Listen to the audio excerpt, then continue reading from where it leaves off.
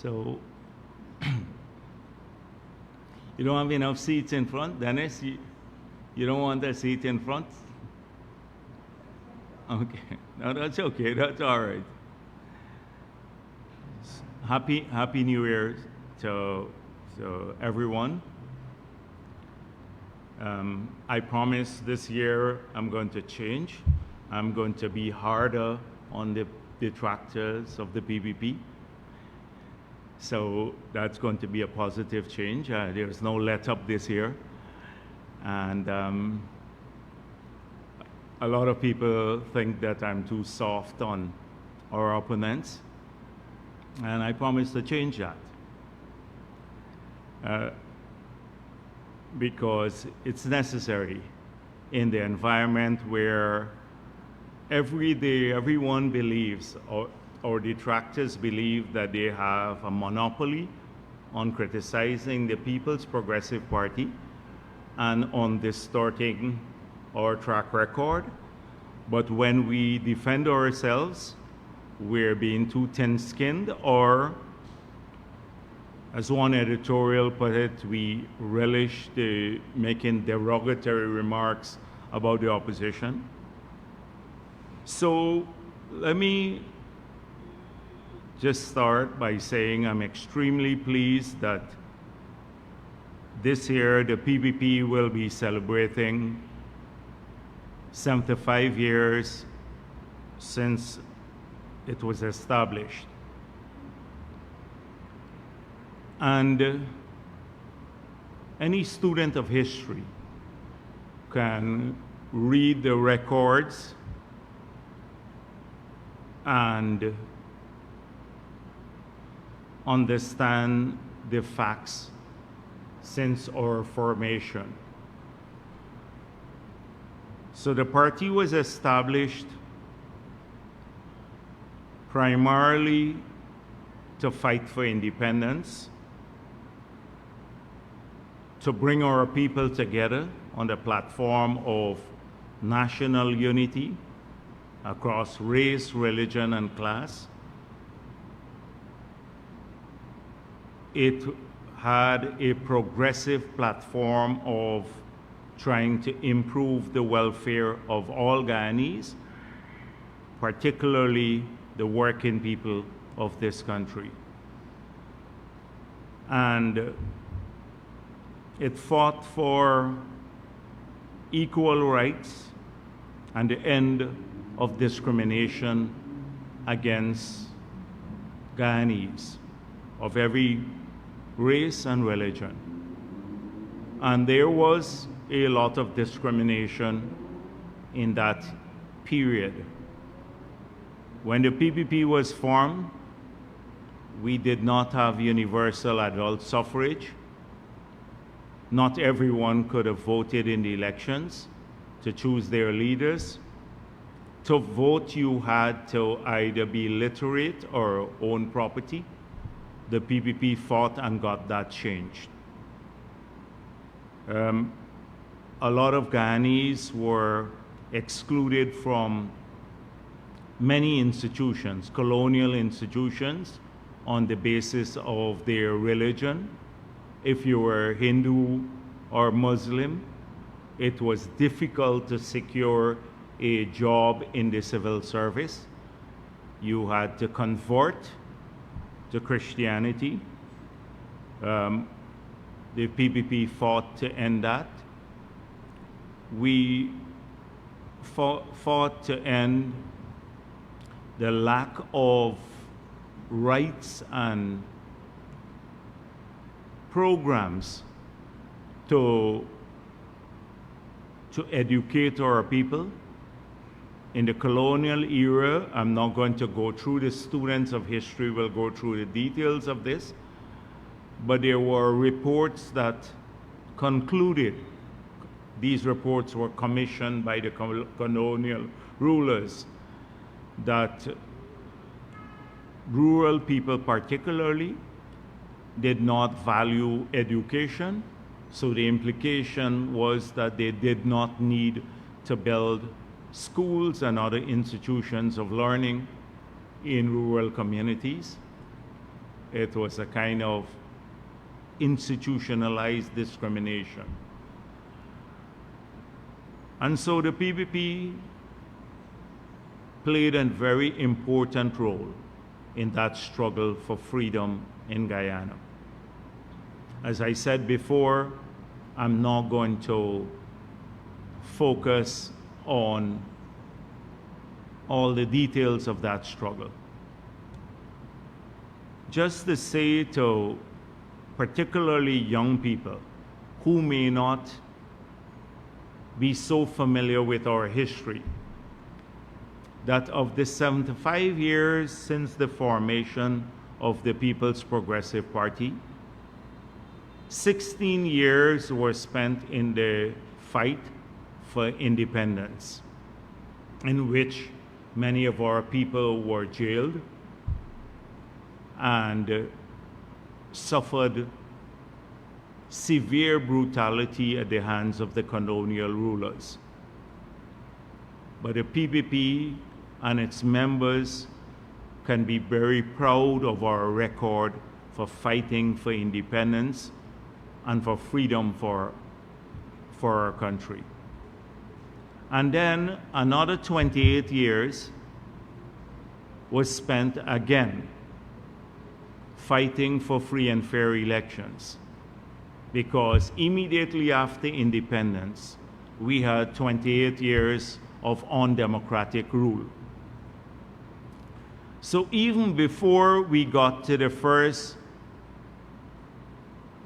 or the return of democracy to Guyana in 1992, we had already spent 44 of the 75 years fighting just for freedom in our track record.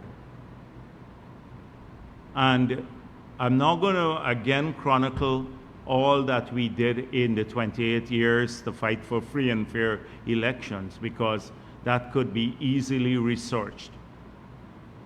But again, people lost their lives. Last week I spoke of ballot box polling agents and counting agents who were shot dead by members of the army who were stealing the ballot boxes on the instruction of the PNC government. I spoke about the killing of people, the assassination, the political assassination of Walter Rodney and Father Dark. That period was characterized, marred by severe repression and brutality by the PNC. And so 44 years of the 75 years had passed before the PPP came into office through free and fair elections. What happened in those years is very important too, because our country moved from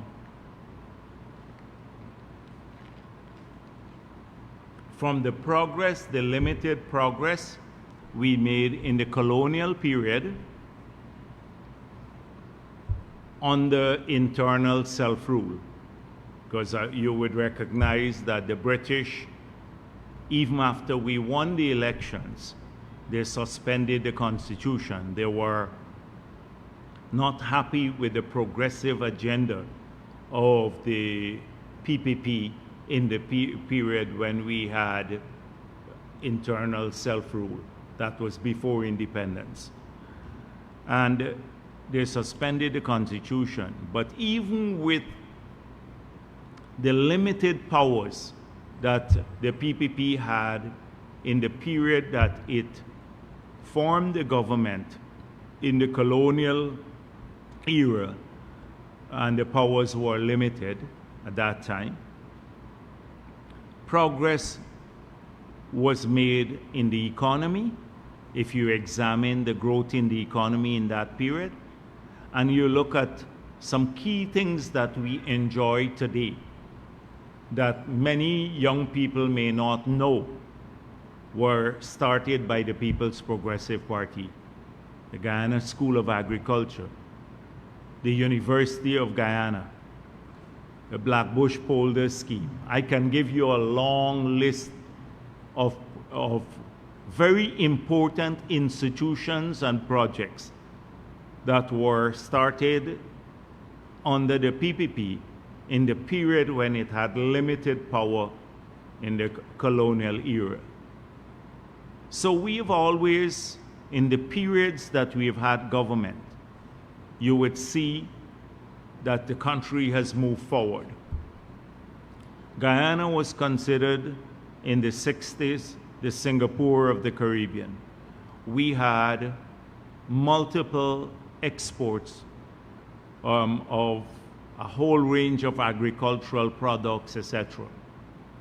So after the 28 years of the PNC dictatorship, we came from a middle-income country to one of the poorest countries in the world by 1992, lower than Haiti, per capita income lower than Haiti, with a destroyed economy and one of the most heavily indebted in the world, bankrupt practically.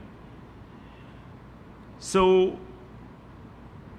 when we tell the story of the PPP, there is also a national story to be told. And that story is about the bad governance and the misrule of another party that had emerged from the People's Progressive Party, because when Burnham led the split of the PPP in 1955, he then created the People's National Congress. But that's the counterpart of the PPP story, the other side. The other side is 28 years of misrule. And in the colonial period, if you look at what happened in that period, and you examine the source records now, the documents from that period that are being released by the CIA and the British Secret Service and from the State Department in the United States of America, you will see that there were many local agents, including the People's National Congress, that were part of a plan to create turmoil in our country, which led to serious divisions among our people along ethnic lines. It could be traced back to that period. And what is worse is that those documents have confirmed that Mr. Burnham, who led the People's National Congress in that period, who led the split of the PPP, who led the faction that split the PPP, that he was on the CIA payroll until 1971, 5 years after he became the Prime Minister of an independent Guyana. So not only was he on the payroll of the CIA in the period pre-independence, but he was receiving a stipend from the CIA until 1971, when he was already Prime Minister. So, as we go through the history of the PPP,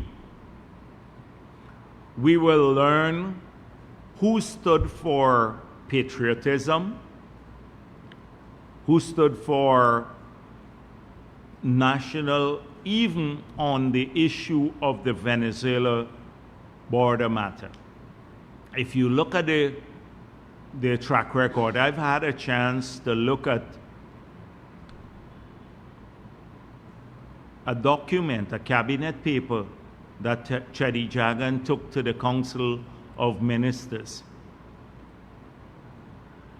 And he was firmly opposed. The PPP government was firmly opposed in that period, as explained in the cabinet paper, to even engaging with the Venezuelans on their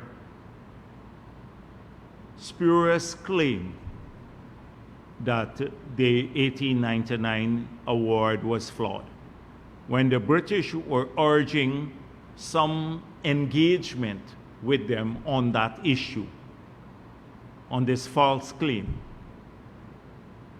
Chedi Jagan took a cabinet paper to the Council of Ministers saying we should not really engage. The matter was settled in 1899.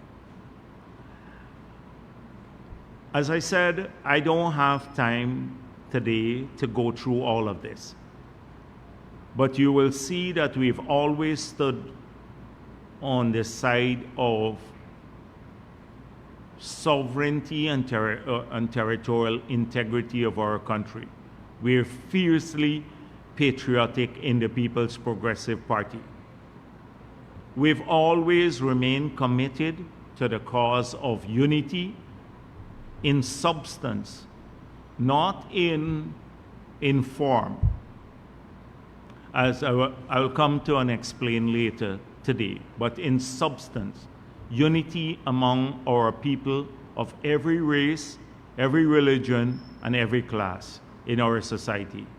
You would see that we've always had a progressive agenda for transformation, for wealth creation, for building capacity among our people, if you examine the plans of the early period. You will also find that we've always stood on the right side of history, on the side of the people, on the side of freedom. Freedom to choose your government freely, freedom to be respected or to be treated with dignity by your government and by the country. All of these we've stood for. And it is something that has endured. It is as fresh in our minds today as it was in 1950, in the minds of those who formed the party. Our cause is the same: ensuring that our people live in a condition of freedom, that there's respect for the Constitution, which protects all of our people, that our children grow up in a situation of enhanced opportunities so that they can fulfill their dreams here, a progressive agenda for expanding comfort of our people to create wealth, and wealth for us means wealth for the businessmen, but also wealth for the ordinary citizens through acquisition of assets for a house, a car, a job, leisure, better health care, etc. All of these things are still the primary objectives of our manifestos and our agenda today, as they were in 1950. And freedom for where we take this very seriously. That is why even in the 2015 to 2020 period, when there was an attempt to steal the elections, we fought it with all of our might, the agenda. And that is why today, when we point out the track record of those who tried to steal the elections, they're trying to hide from that past. Although it's a recent past, we don't have to go back to the 28 years when they stole elections. As recently as 2020, they did try to steal the elections. And so no matter how much the AFC builds a facade, no matter how many smoke screens they put up, no amount of whitewashing could cause us to forget their role that they played in 2020.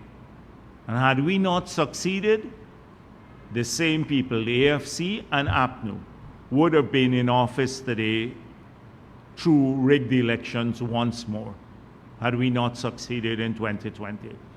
So trust me, we're going to remind everyone about the role they played. And they're unrepentant. As we said, they were unrepentant in 1992. You saw President Carter passed away. And anyhow, I'll deal with that in a moment. But Hamilton Green, as recent as last year, said they should have rigged the elections to stay in power. Unrepentant. The AFC, Nigel Lewis, 2 weeks ago was in court still trying to defend the position that APNU, AFC, did not try to steal the 2020 elections. And he's dodging questions about the role that they played in the heist, the attempted heist, or the theft. So forgive me when we return to this topic a lot, because it's in our DNA too. We have had a large number of years, 44 of the 75 years before we even got into office, was spent fighting for freedom. And then another 5 years under APNU, that's recently, from 2015 to 2020. So what about the periods we've been in government? That's the period we've been out of government, what we fought against and for. But in the periods in government, we had to fight off every attempt to steal the elections or create instability. In the early period when we won in 1992, they promised to make Guyana ungovernable. Ungovernable. That was a promise by the opposition leader. And they sought to do so through massive street protests, through the support of criminals, through trying to rig the elections again by claiming flawed voters lists or padding of voters lists. They've put every roadblock on development that you could think of. And even now they continue to do so. And in spite of that, I'm not going to list again all of our achievements, but we took a bankrupt country in 1992, a country that was declared uncreditworthy, so it could not borrow internationally. And by 2015, we had made it into one of the most, we restored it first of all to solvency, from bankruptcy to solvency in that period. And that's exemplified by the debt payments, from over 100% of revenue to service debt, to by 2015, it was less than 10% of revenue to service debt in the period we've been in office. And the economy had grown several fold. The country moved from HIPIC, that was a heavily indebted low-income country, to by 2015, a middle-income country. That's the tenure of the PBP. On the other hand, they took a country that was middle income, and by the time they left office, we were poor by 1992. So and we resumed office with the same agenda now. From 2020 to now, you will see an expansion of the job creation and every other measure that we committed to implement when we contested the elections. So as you examine the 75 years of the People's Progressive Party and its formation, look beyond what is written to the challenges we faced along the way and how we have remained faithful to our ideals,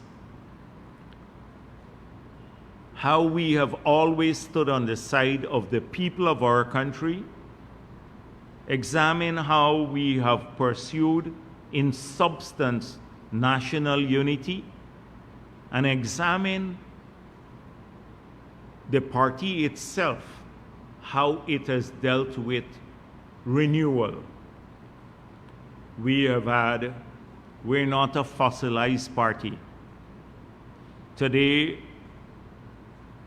our party has seen several generations of leaders move through the party. We've always had young people in the forefront of policy making. In fact, young people is being given probably the most opportunities in the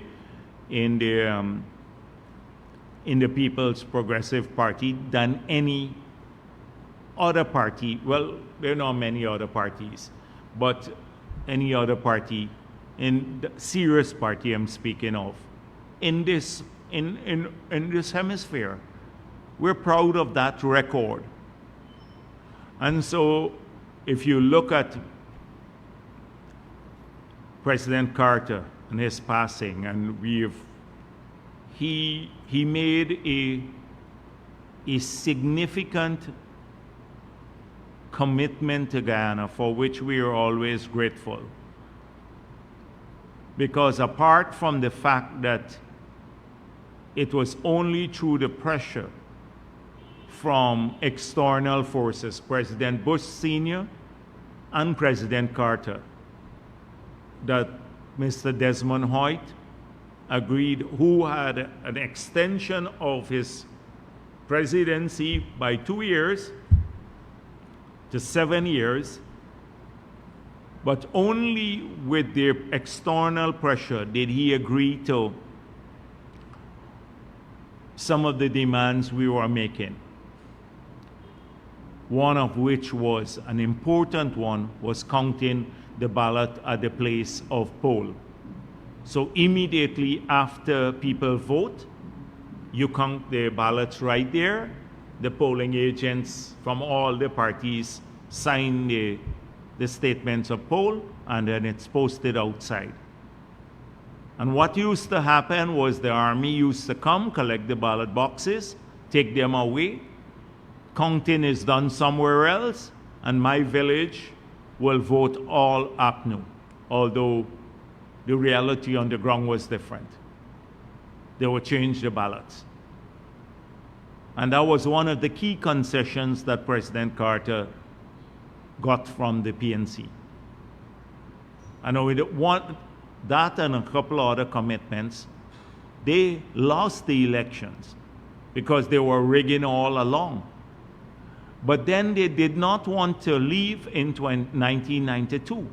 If you look at the excerpt from President Carter's book, you will see what took place on that day. We were here at Freedom House when they attempted to storm, or actually storm, the GCOM building, led by people like Hamilton Green and others, knowing by that time that they had lost the elections. They tried to storm the building to stop the declaration and the count being made. And then they subsequently attacked Freedom House here.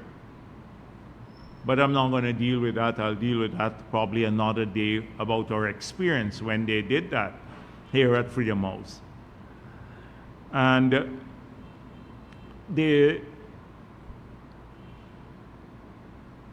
President Carter himself said he has never felt himself since leaving the White House in such personal danger as he felt on that day. And it was only when he told Desmond Hoyt that his agents the Secret Service agents who were protecting him, would call the White House if Desmond Hoyt did not do something about the security situation. That was when Hoyt decided, after he was threatened basically, that's when he decided to deploy the police and others and the other security forces to normalize the situation. So they didn't want to leave in 1992.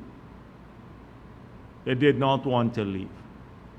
And then it's so hypocritical to pay homage to the Carter Center. In 2020 again, when we were doing the recount, they refused to allow the Carter Center to come back to observe the recount. They refused, flatly refused, the Carter Center. So this is the role that they played. But then I saw them talking about the NDS too. I was in my 20s when I was assigned to the Carter Center, coming back to the point of young people in our party. When Chedi Dragon assigned me responsibility for the development of the National Development Strategy and working with the Carter Center and even visiting Africa with them to speak of our experience in creating the NDS for Guyana. I went to Mali and Mozambique and several other countries in Africa, met with the presidents there about replicating a similar process through which the strategy could be created. But then, so we had young people from the beginning in our government. And you saw it subsequently. Today we have a young president. So our party has, the leadership of our party, not just the cabinet, but the leadership of our party has a ton of young people. So the party has remained current and it has always refreshed itself and its leadership, and by giving more people an opportunity. And our leadership in the PPP is diverse, and it's done through an open Congress. People of every race are in the leadership of the party, the 35 members who make up the leadership of the party. We've just had a youth conferences across the country. 15,000 young people of different races are now part of the youth arm of the party. So we are a party for everyone. We're a party that has a proud track record of fighting for freedom and also of making progress when we're in government, because we remain faithful to people. And so it's not, for me, it's not a sterile enumeration of the facts. Some people like to do that. Oh, in 1950, this is what happened. 1946, the PAC was formed, and 1950, the party was there. And then the Constitution was suspended in 53, and the split took place in 1955, and all of that. For me, it's not, they just sterile enumeration of dates and signal events in our history. It is, for me, it has been a process. When I analyze it, it's a process. And how have we served the people of this country as a political party? And if you look at that, compared to the other parties, then you would see a massive distance between the People's Progressive Party, its ideals and its practices in government, and the others. That's how we wish to be judged, based on what we have done, our accomplishments, and our battles on behalf of the people of this country. When I say people, I mean all of them, every single race. And we're proud today that we're getting back to a period when our party was unified once before the split, and now our party is once again reacquiring, after years of APNU scaring people away from us, misleading them about what we stand for, that we are racist, that we would harm the interests of Afro-Ghanese and Amerindians, etc. People have seen past that rhetoric now. Maybe it took a long while, but people are recognizing now through our works and through what we stand for, that this is the only multi-ethnic party and unified party in the country. And so I'm proud, 75 years after our party's formation, of where we are today. And to be especially General Secretary of this party at this time, I'm extremely proud of it. And I hope that as we go through the year, we'll be talking a bit more about this matter.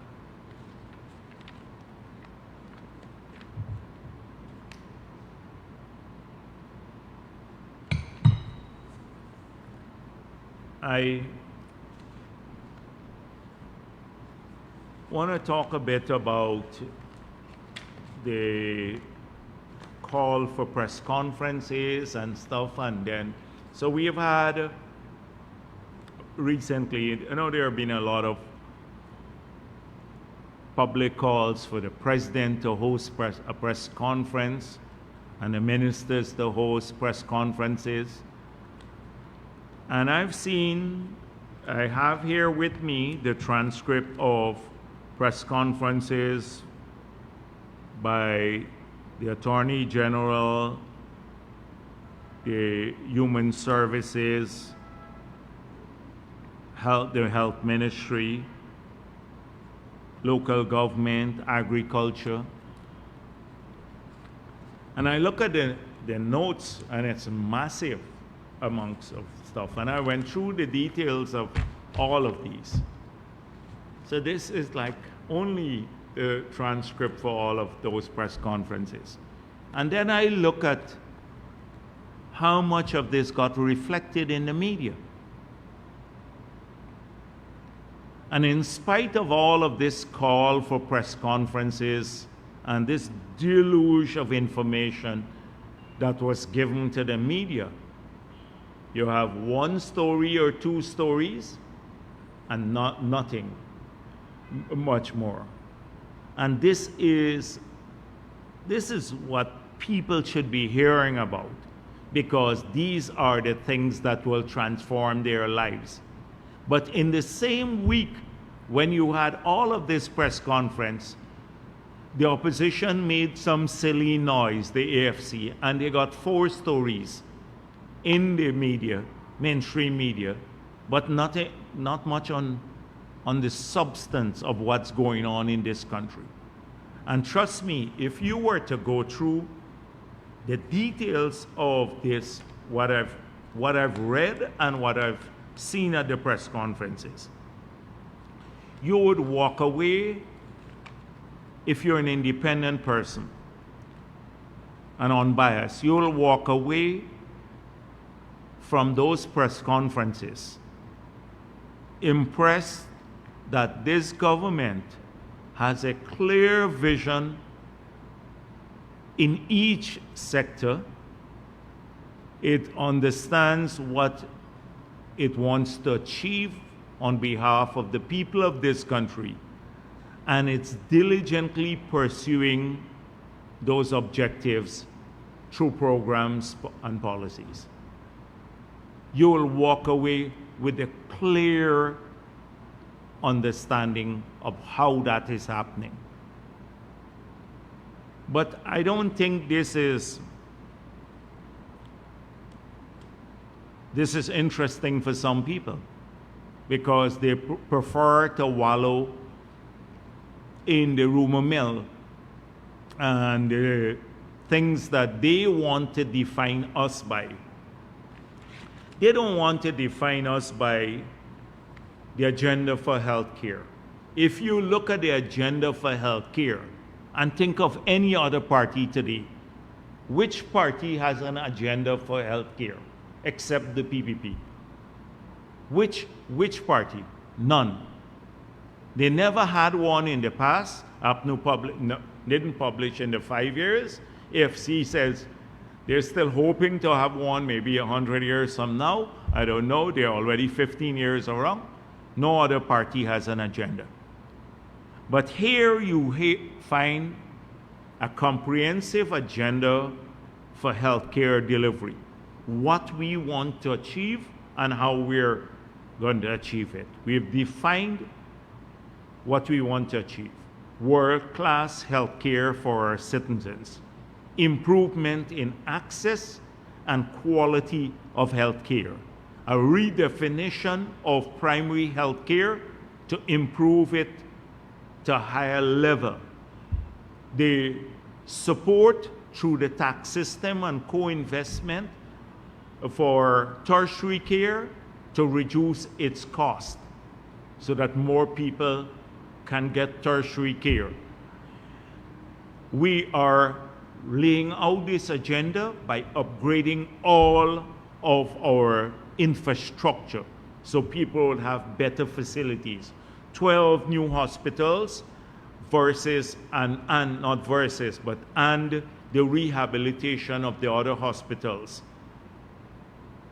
including health clinics, etc. So that's on infrastructure and facilities and equipment, better equipment. Secondly, on management. We've already made it clear we're improving management. We're training a number of people to improve management, but accountability at each of these institutions. So there would be a series of metrics against which each of these hospitals would be measured, their performance would be measured for the delivery of services. And they would be held accountable on how they perform against these metrics. So waiting time at the hospital, the number of operations that they do, etc. Thirdly, the improvement of systems. You've seen over the last week the award of a contract for $3.3 million US as part of the IDB program to build out the national electronic patient management system. So that will transform how we deal with records and vastly strengthen management systems. We've spoken about personnel development. There are a number of people who will be trained, who are being trained, who will be trained, specialists, recruitment of new specialists for the hospitals from around the world, and also the improvement of Guyanese specialists. We plan to improve the remuneration packages in the health sector. All of these issues, we have laid them out. The availability of medical supplies to all of the hospitals, the improvement of those, I don't want to go through the details because you can get lost in the details, the cervical cancer program, the spectacle program, the vouchers for testing for different issues, universal voucher to test for baseline data. All of these issues are being done. I was told recently by one cardiologist, he said we're one of the few hospitals, public hospitals in the region that if you go in with a heart attack and in the public hospital that you would get an angiogram and probably be stented there for free if you go in with a heart attack. That doesn't happen in many hospitals around the region. So which party? And I'm not being comprehensive. You heard Frank Anthony. He dealt with this at great length. And the president also spoke of this. So I'm not even going to try to be comprehensive because you've heard a comprehensive press conference. Which other party can do that or has done that? Can you imagine Valda Lawrence? You heard Valda Lawrence. She looking for PNC people to recruit in the sector. That's all she was looking for, the PNC people to recruit in the sector. This is how you judge a political party. But guess what? I don't think they've made many stories in the newspapers. You didn't have editorials in the Stabroek and the other places saying how great the government is doing compared to everyone else in this area and that we're investing in the right sector. Healthcare is important for people. You find the same story in agriculture. From Granger saying, oh, rice growing is private business. You can't look for help from the government. Then his government sought to destroy Gaisuko. Then they put the VAT on pesticides, fertilizer, tractors, plows, harrows, a 14% tax on that. Then they increased the D&I charges by 300%, 500% in the MME area. Then they cut the farm-to-market road budget, that is farm-to-market roads budget, significantly. That was their help for agriculture. But they love agriculture. But everything they did to destroy the agricultural sector. Contrast that with the plan that the Minister of Agriculture laid out.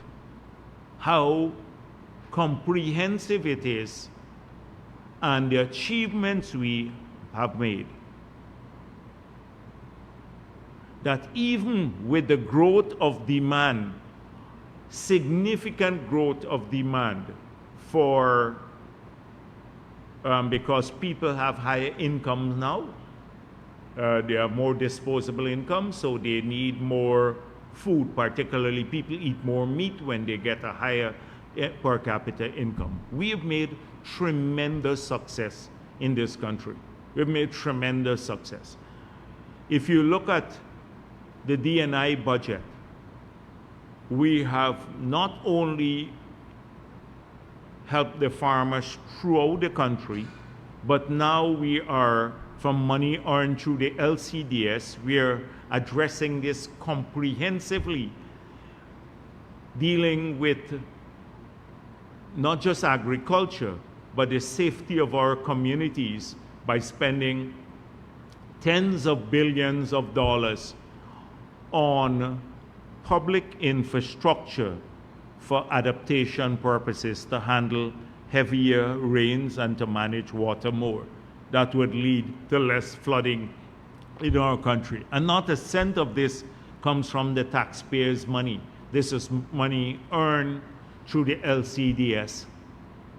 The farm to market road budget has been increased. Farmers can bring out their crops.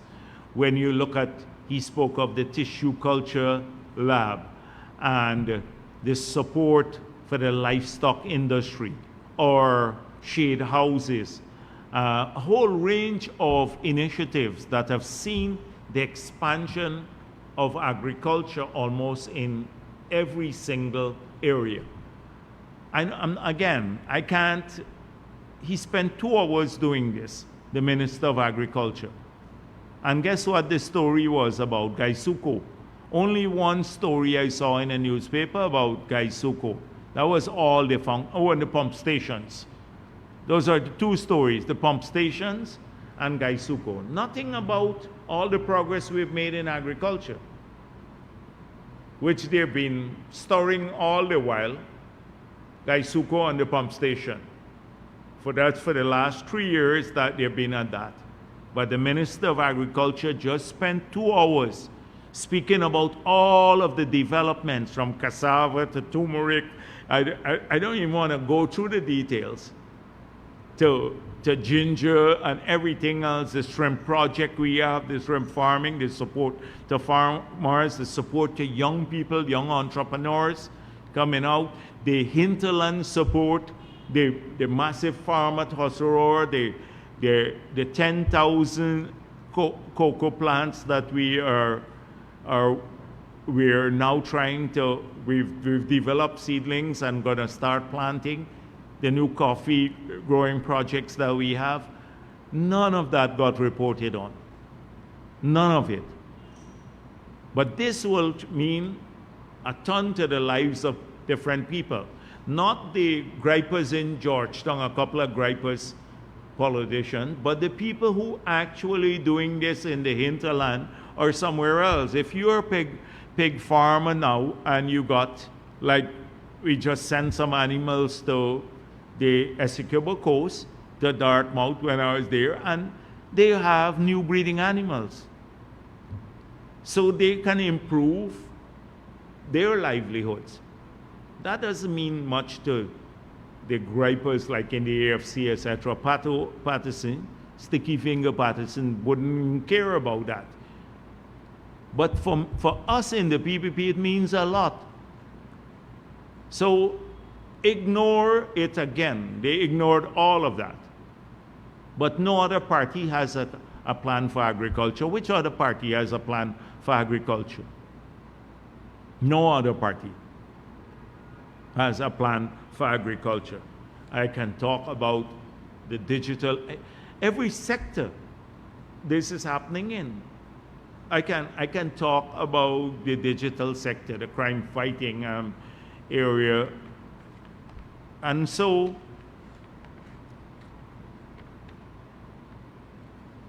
the president mentioned the creation of the digital society, how we plan to use technology to fight crime. And I want to say that in next year's budget, because next year's budget would be a consolidation around the same things that we promised in our manifesto. Oh, this year, sorry, it's 2025 already, yes. Not 2026, yeah. This year's budget would deal with consolidation because we promised some basic things and we expect to be judged against in that regard compared to the others. Promise better health care and investment in health care. We're going to be investing heavily, continue to invest heavily in health care. We promise better education, so we will continue to invest in schools, in training for our teachers, in ICT tools for our children, and to improve the classrooms. We're going to continue funding scholarships where we have to now take over a big budget from UG that people are paying. Over $8 billion now will come to the Treasury so that the people who are going to the university don't have to pay that now. That comes into the budget now because we promised free education. So we will continue doing that this year. We promised better education. They didn't have much of a plan for that too. And we promised also to improve our capability to fight crime.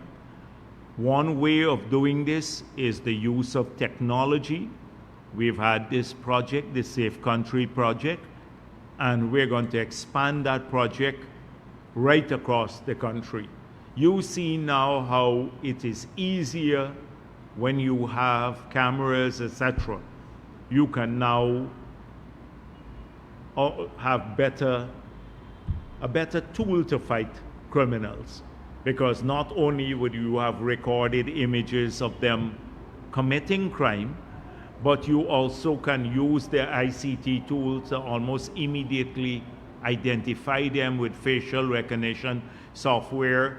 You can trace, if you have a continuous link with these cameras, track their movements across the country.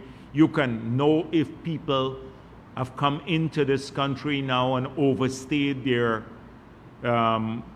visa when they come to Guyana, because soon we're going to move closer to a paperless system at the airport, where we'll be tracking everyone coming in. We'd have electronic records of them, and that would be fully integrated into the control center that we'll have, that will also have access to the biometrics for everyone through that project. All of this would be done, and that's what we're investing in. So that, and it's massive sums of money. So you can expect the 2025 budget to be consolidated around what we promised to the people of this country. We have kept faith with them. We've remained faithful to our promises. And when we go to the platform, we will compare what we did, and that's what they don't want us to do. They don't want any comparisons. They want us to go to the elections and not look at their track record. So that brings me to Norton and his message on Olier. So what did he promise the people of the country? So he promised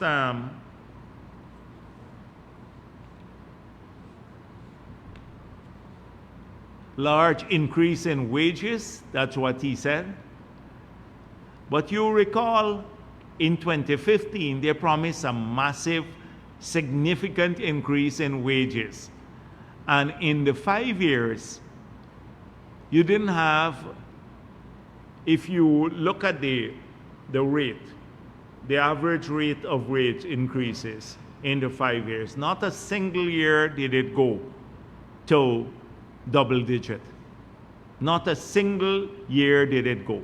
1 year they gave the people at the lower end 10%, and then and the high end 1%. And those in between had a staggered rate. So when you look at the average, it's about 7% for the year. So their 5 years, when they promised significant increase in wages in their manifesto, massive increases like they had promised at that time, not a single year did it exceed a single digit, reach double digit. Did it reach double digit? In our last couple of weeks, I dealt with it. I dealt with it not only just on percentage terms, that we have surpassed what they paid, but in terms of quantum of money.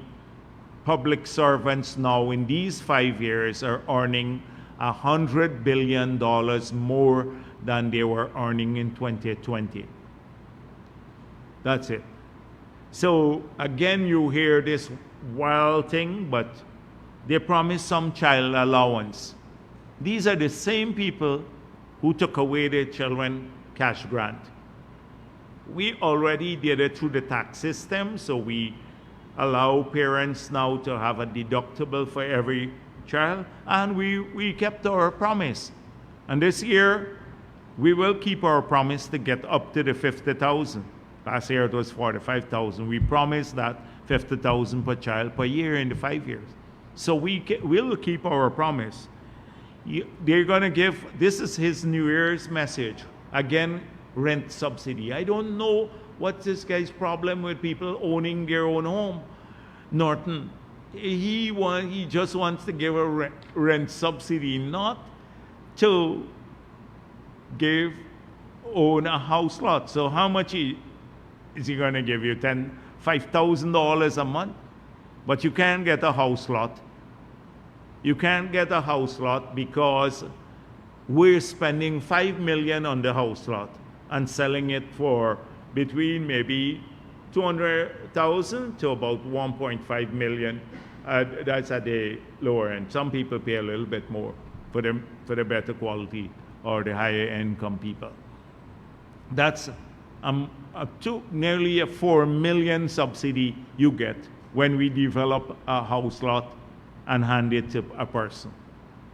That's a $4 million subsidy they get one-off, and then they own something too. They have a problem with ownership of anything. So, promising free university education now in a New Year's message this year, when that's practically done, and the scholarships, and then new infrastructure targeting production. So this guy is saying we're spending too much money on infrastructure now, but he wants to spend on new infrastructure targeting production. So what would that be? Drainage and irrigation, we're spending on that. It would be farm to market roads, it would be roads, it would be electricity, infrastructure. You have to fix the city fences, you have to fix bridges.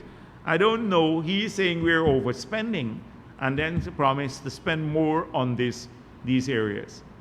This is what we get. But in any case, if you believe anything that the PNC says or AFC, given their track record, you need help.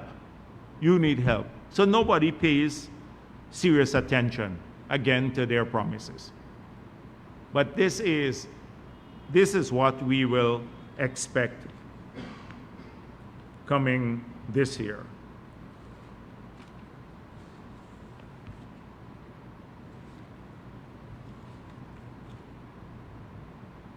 Now,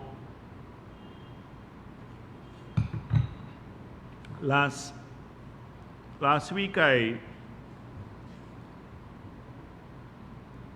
spoke about a gas to energy project,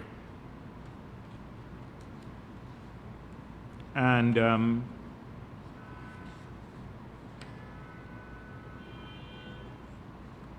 I saw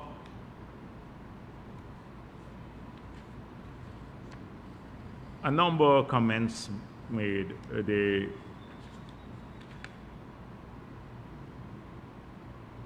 Starbucks Kaichor News had their usual stuff. You often have to question whether they know what they're writing about. And then I saw Starbucks News, Sticky Finger Patterson rose government over power sector project management. So this is Patterson roasting government over the project. Nobody, this Starbucks News never asked Patterson, how come he didn't move on this project, the gas to energy project, when he was minister? Why? And don't go back to the past. Since Cathy Yu said, we're not taking questions from the past.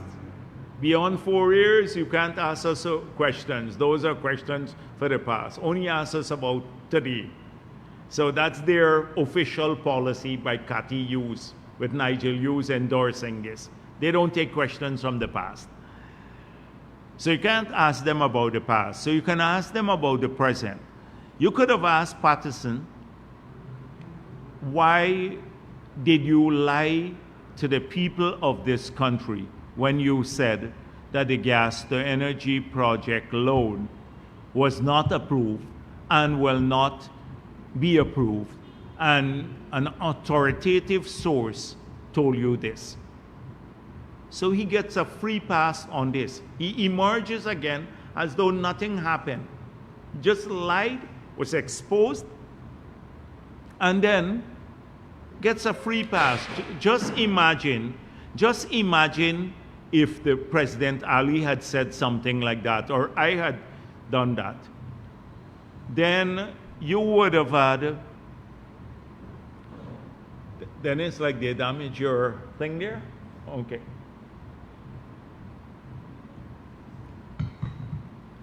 The media would have had a field day with this. He gets a free pass.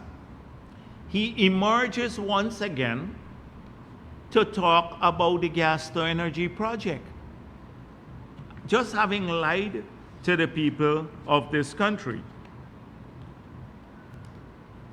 So then, as I said before, I tried to deal more with the editorials, because these are supposed to reflect the policy of the newspapers.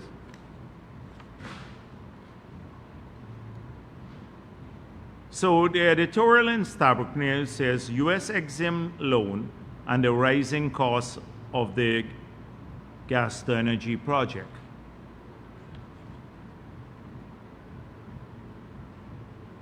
And now it has moved from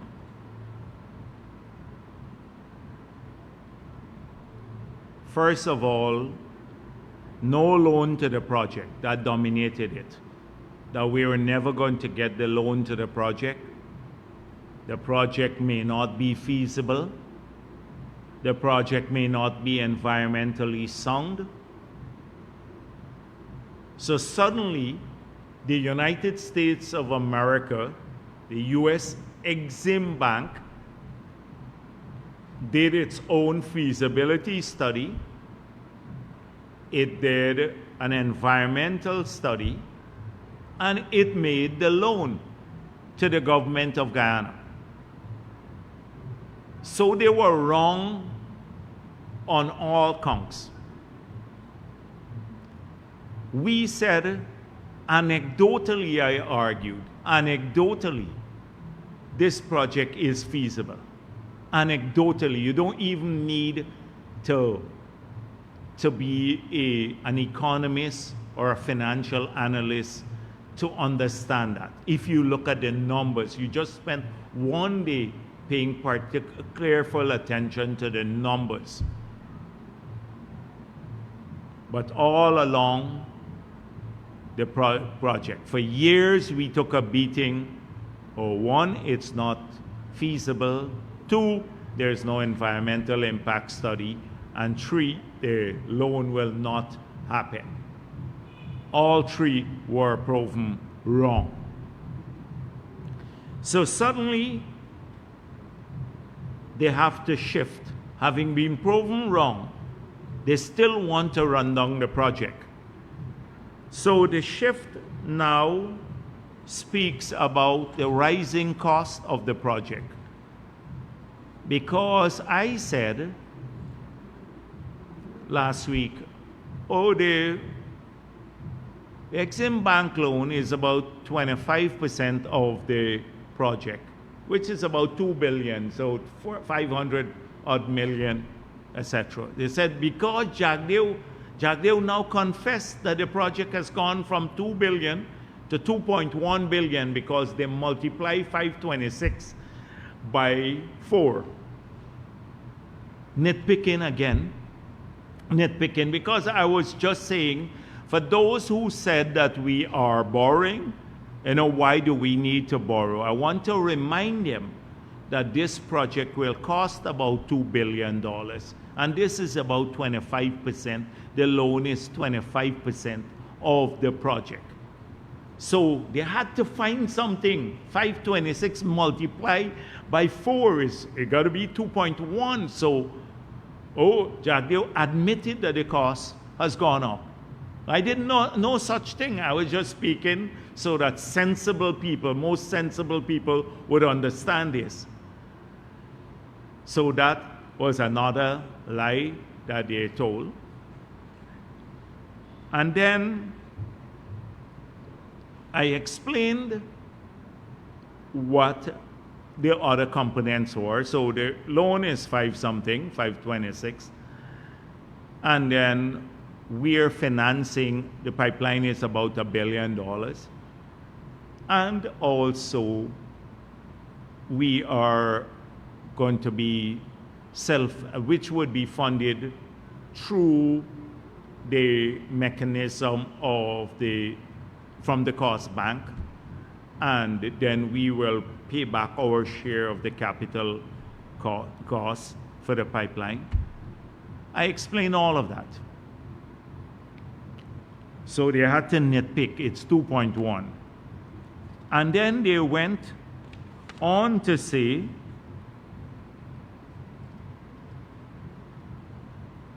that this loan is a very high interest rate, and it will add to the external debt, push up the external debt and annual debt financing allocations.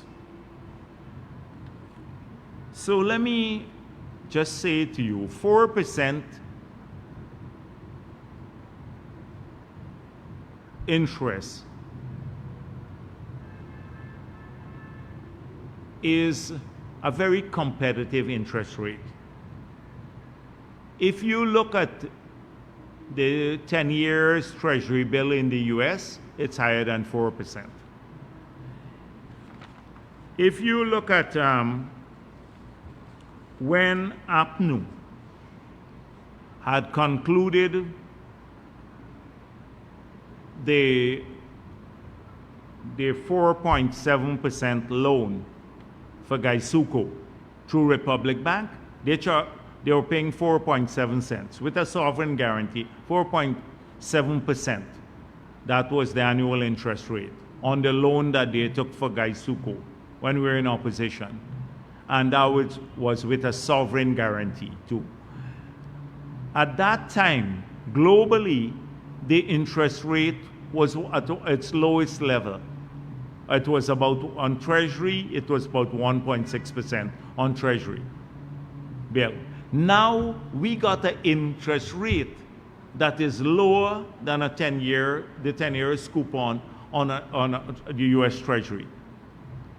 At that time, it was nearly 3 times the price of the cost of borrowing through the Treasury, the US Treasury.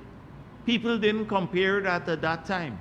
This rate, 4%, is a competitive rate. Secondly, if you had to borrow, you remember when we took office, interest rates were 40% in Guyana in the early period. Just imagine at 4%, if this is burdensome. Their track record was a 40% interest rate in the local market.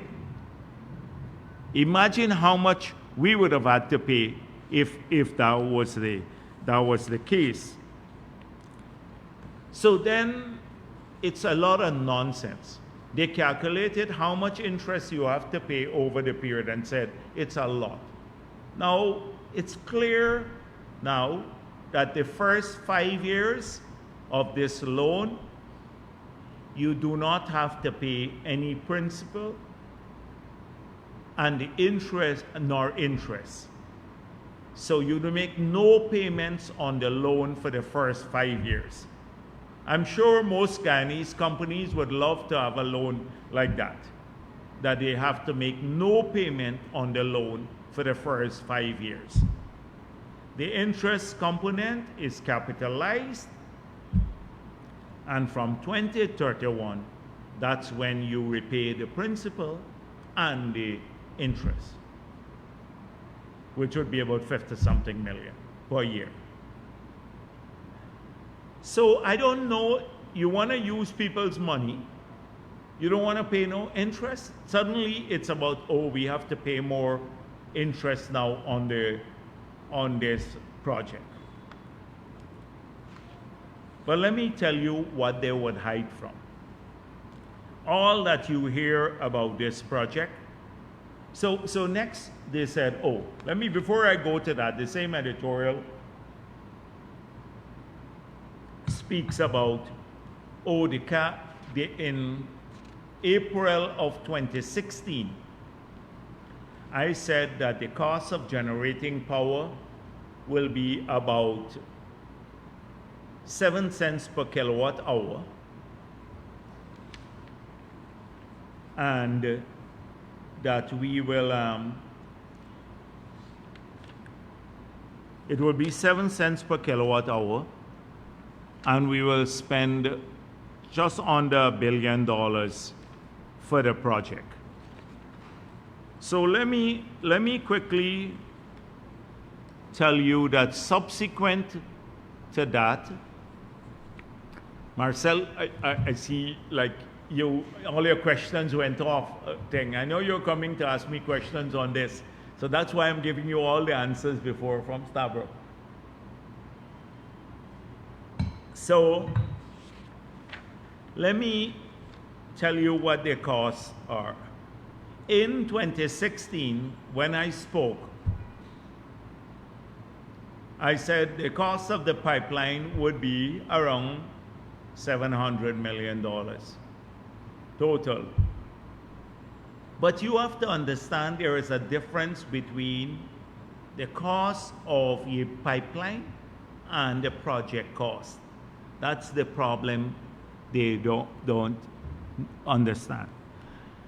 So when the project numbers were finalized, as we made public subsequently, when you look at the inflation post-COVID and the contingency fund and the supervision sums there, because there's a 10% contingency in the 1 billion.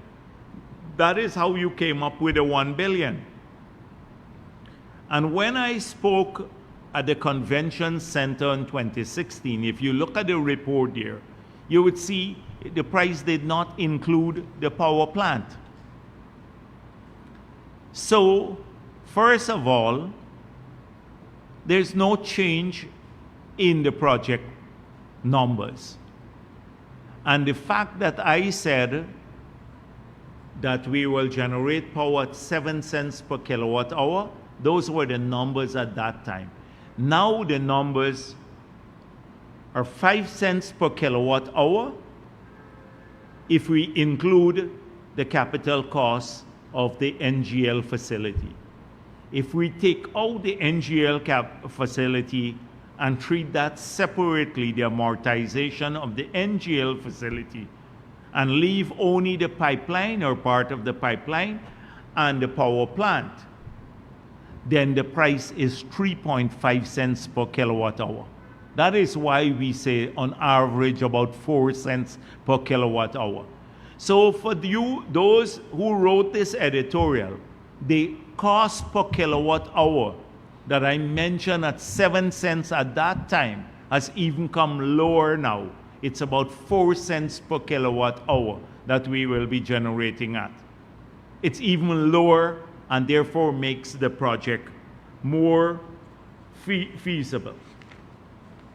So these are some of the things that we have to look at.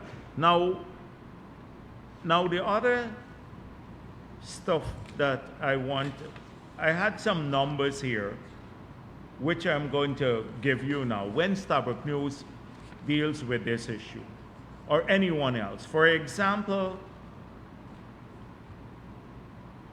we already know. So they're looking at the cost of this project. So let's look at the benefit of the project now. The benefit of this project is enormous. You saw the press release from the Exim Bank. The Exim Bank press release made it clear. 1 million barrels of oil saved because of this project per year. 1 million barrels. So I hope they include that in future analysis. All of them speak of this. Stabro, Kaichor News, everyone. 1 million barrel per year saved. That is less. Let me go down and break it down further for the Kaichor News. We'd have to import 1 million barrel of bunker C less to generate power. At $100 per barrel now, that's 1 million times 100, it's 100 million saved on the balance of payment. That's 100 million saved. Two, we're going to generate 2,600 gigawatt hours per year of electricity.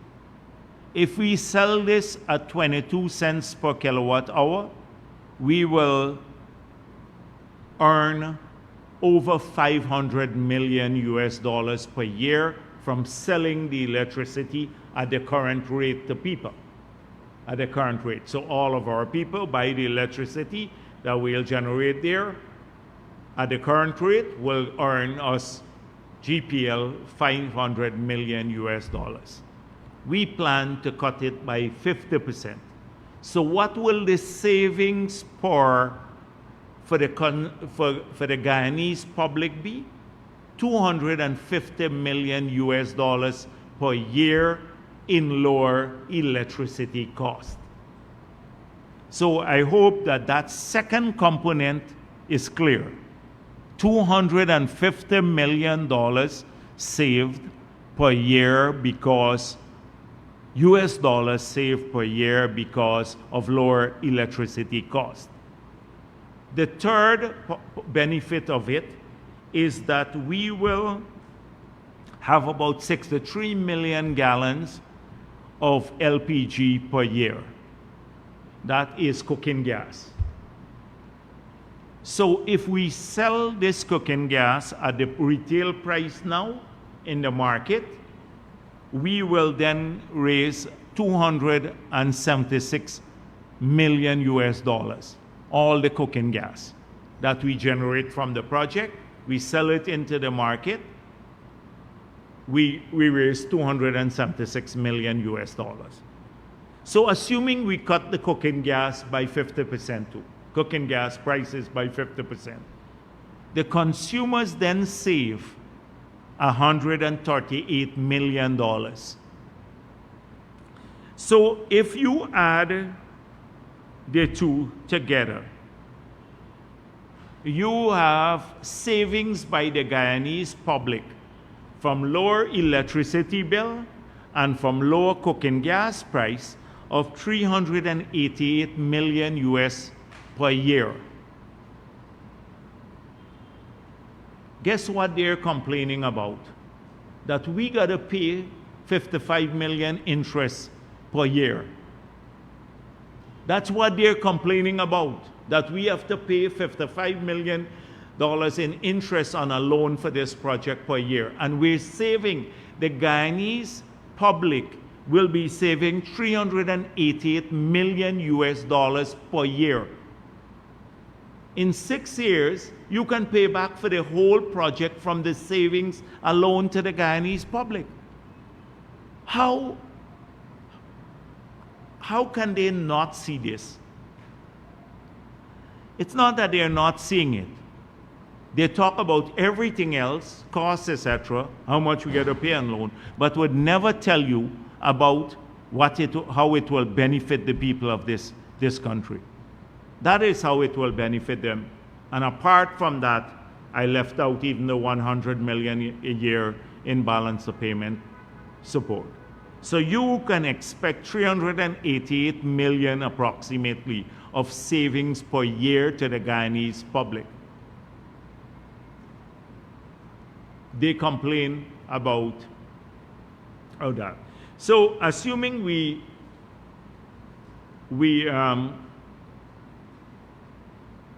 now are left with the rest of the fluid, we can easily pay back from just the sale of the LPG for the whole project if we sell it at the current price in the market. How could anybody still be opposed to this project? And nitpick all the time, oh, Jagdeo said about some rising costs, etc. This is what we are confronted with every single day. And the distortion and the nitpicking. They would never deal with that. $388 million per year in savings to the Guyanese public, US dollars. That's about 70-something, $80 billion our people will save per year on this one project by getting cheaper electricity and cheaper cooking gas. Just those two things on this very project. There will be more than enough to pay back for all of that.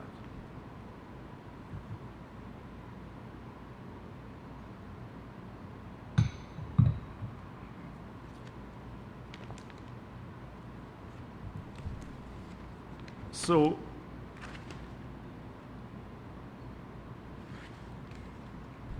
over the holiday weekend, I've had a chance to have a chat with some opposition elements. And I'm more convinced that they exist in this state of blissful ignorance. They don't know details about anything. They wouldn't read anything. They don't get into details.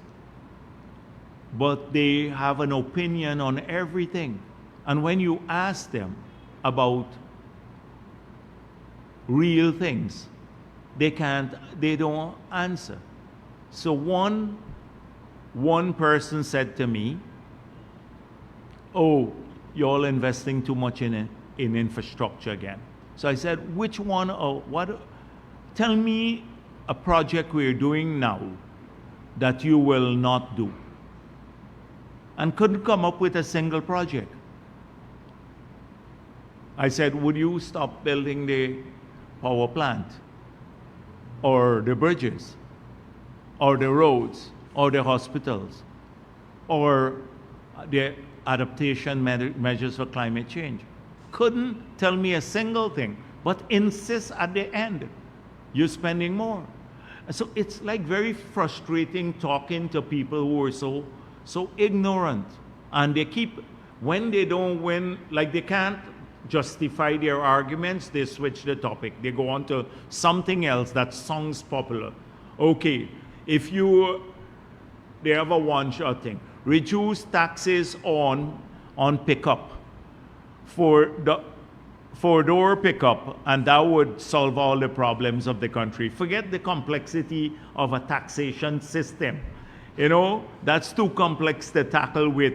You have to look at the future income to ensure sustainability. What about barriers for oil and gas sector? The balance between capital and recurrent expenditure, that's too complex. They have these one-off solutions for everything. And so we're in a really sad shape in the country. So I want to address two things today in relation to those matters. First of all, I've not been in a habit of criticizing former President Granger. And it's a deliberate choice. I chose not to criticize him often. From time to time, I will examine what he is saying and comment on them, on the things he's been saying. But then he insists on distorting the record. I must say that he's not getting much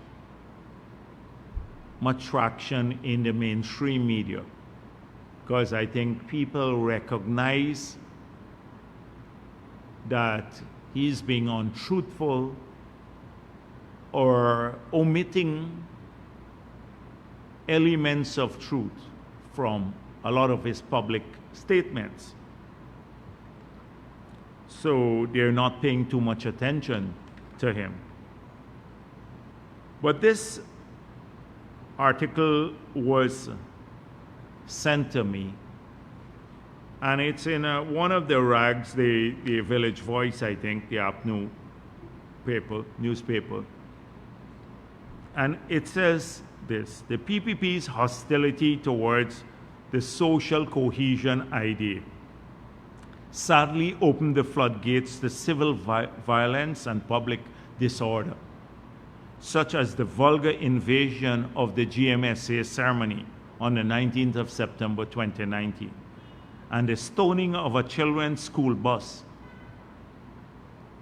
and a series of incidents, including of orchestrated street riots by PPP activists in the rural areas in the aftermath of the general and regional elections of 2020.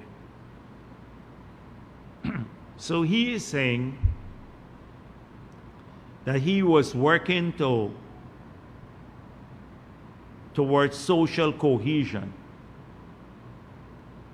and the PPP, because of these issues, undermine social cohesion that he enumerated here. So first of all, he established a Department of Social Cohesion.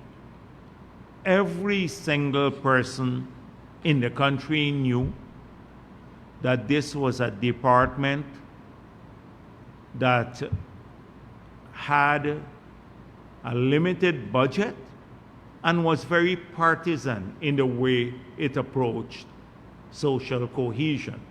It was more of a political arm of the People's National Congress than a government department. I think it was headed by Amna Ali, the General Secretary of that party.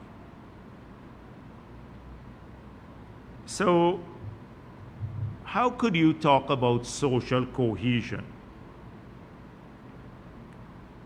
when you did all that you did, that I spoke of earlier? 7,000 sugar workers sent off, zero increase for all the sugar workers in 5 years. You then stopped supporting the farmers. You took money away from the school kids, stopped constructing infrastructure in rural communities, sent home 2,000 Amerindian CSOs.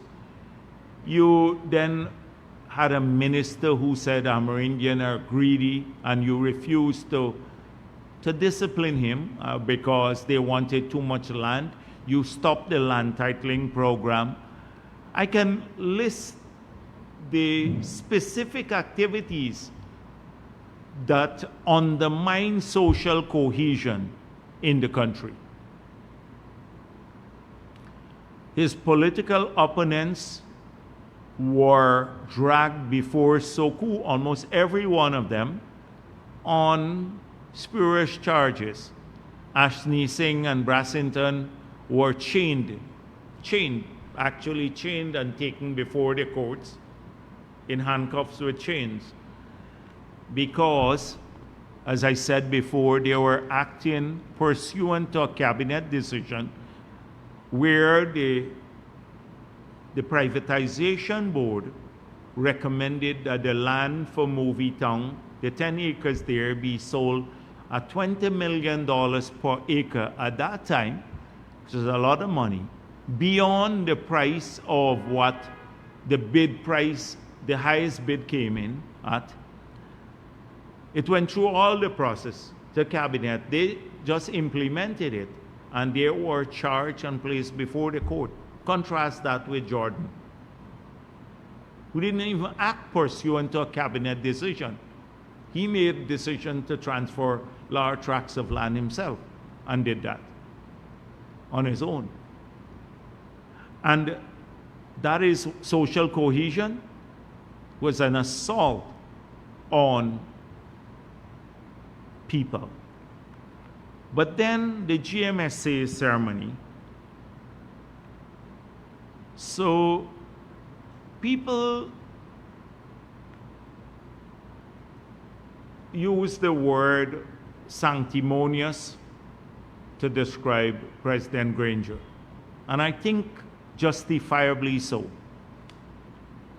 So he was offended that he went to the GMSA ceremony and there was a protest outside and some people inside protesting. But what were they protesting? It didn't dawn on him that he did something wrong, that offended freedom-loving people of this country, and that they had a democratic right to show disapproval and dissent through a peaceful protest. And what he did was so egregiously wrong because it violated something very fundamental to freedom in Guyana, which was our constitutional right, our rights. President Granger, unlike any president before for 25 years, violated the Constitution of Guyana when he rejected 18 nominees of mine and unilaterally appointed the chairman of GCOM. Does he think that he acted correctly there? The CCJ and every person in Guyana knew he was acting unconstitutionally. That didn't stop him. He did it. And we had to. Did he think that he might be offended that we actually went to the CCJ and got it overturned? How dare the PBP would do this? What? You know, I was president. I should have had my way. Well, that's not how it works in a democracy. Secondly, he refused to abide by the Constitution of Guyana. The Constitution of Guyana is clear when it says, for a second time now, 3 months after a government falls, you should have an election. The government fell in November of 2018. Elections should have been held by February of the following year. It took a whole year to have the elections because they came up with this formula that somehow 33 is not the majority of 65. They had admitted the night in Parliament when the no confidence motion was passed that the government fell. But they changed the position. He was out the country, they changed the position. He tolerated it. We went to the CCJ, and I think by September of the year in 2019, the CCJ ruled you had to, the no confidence motion was validly passed, and you had to have elections within 3 months. He refused to call the elections. And so the protests, even after that, so it's not just that the CCJ ruled, he then refused, even after the ruling, he started prevaricating and got his people to try to explain the CCJ's judgment, that it didn't really mean to hold elections, and that they are not prohibited from conducting business as usual in government. And you remember they were just spending money. They spent $419.5 billion in that period without a budget and without approval of the parliament. $419.5 billion they spent without any approval. They were signing big contracts, etc. You can't do that when the government has fallen in a no confidence motion. He ignored all of this, didn't act decently, and then they started explaining why they need the full term. They were saying they will go the full term, regardless of the CCJ's decision. So we decided to protest his actions there. And he tried to evade the protest by going through the back door, but people were in there too because we had planned it in a multi-stage protest that his security forces didn't realize when we planned it. We had 3 layers, so he got caught. In the 2 other layers, he thought he avoided the first layer, but that was just the smoke screen, what was taking place outside. And he got caught there, and it embarrassed him. And he posed and said unconcerned, but he was very concerned. So that is what we are protesting. His refusal to abide by the Constitution of Guyana and the ruling of the CCJ. And immediately the United States and the other countries also called upon him after our protests to name a date for the elections. And it was only after that he named the date for the elections. And so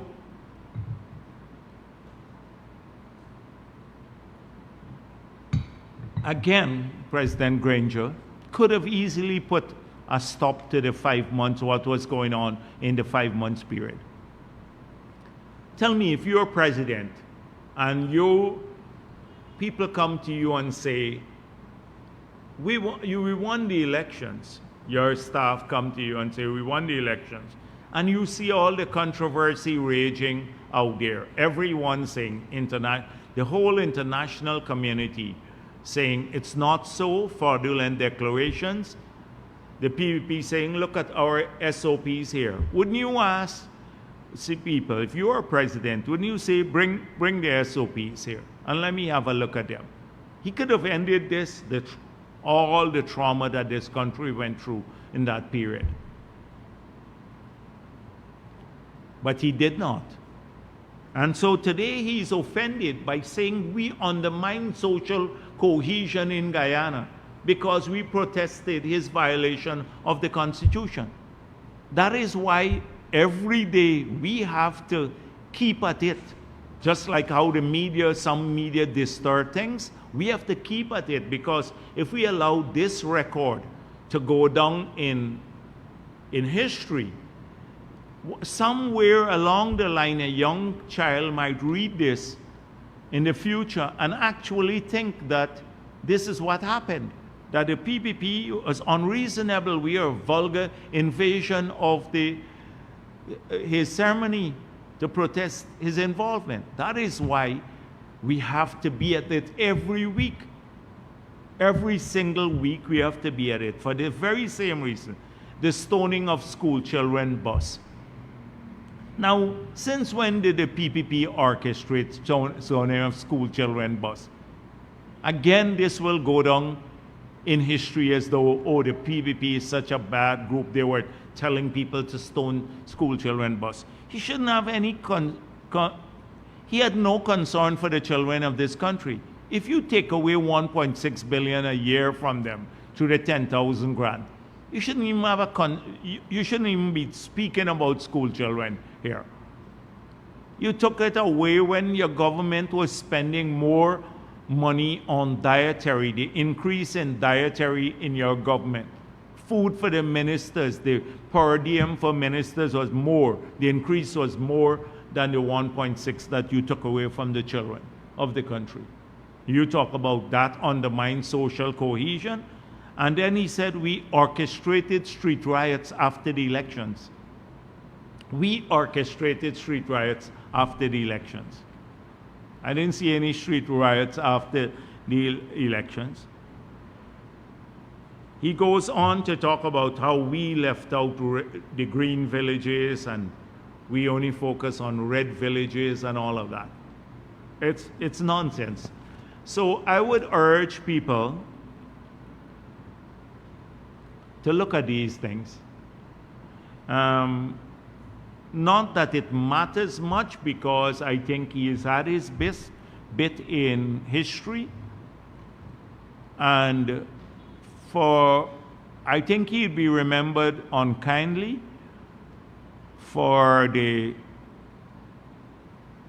turning a deaf ear to the people of this country in the face of them looking to him for leadership when it mattered. And for him, as a historian and someone who served in the highest levels of the army, to engage in such egregious violations of our Constitution is disappointing. For me personally, it's disappointing. And to try to turn this back and place it at the PPP's doorstep is disingenuous.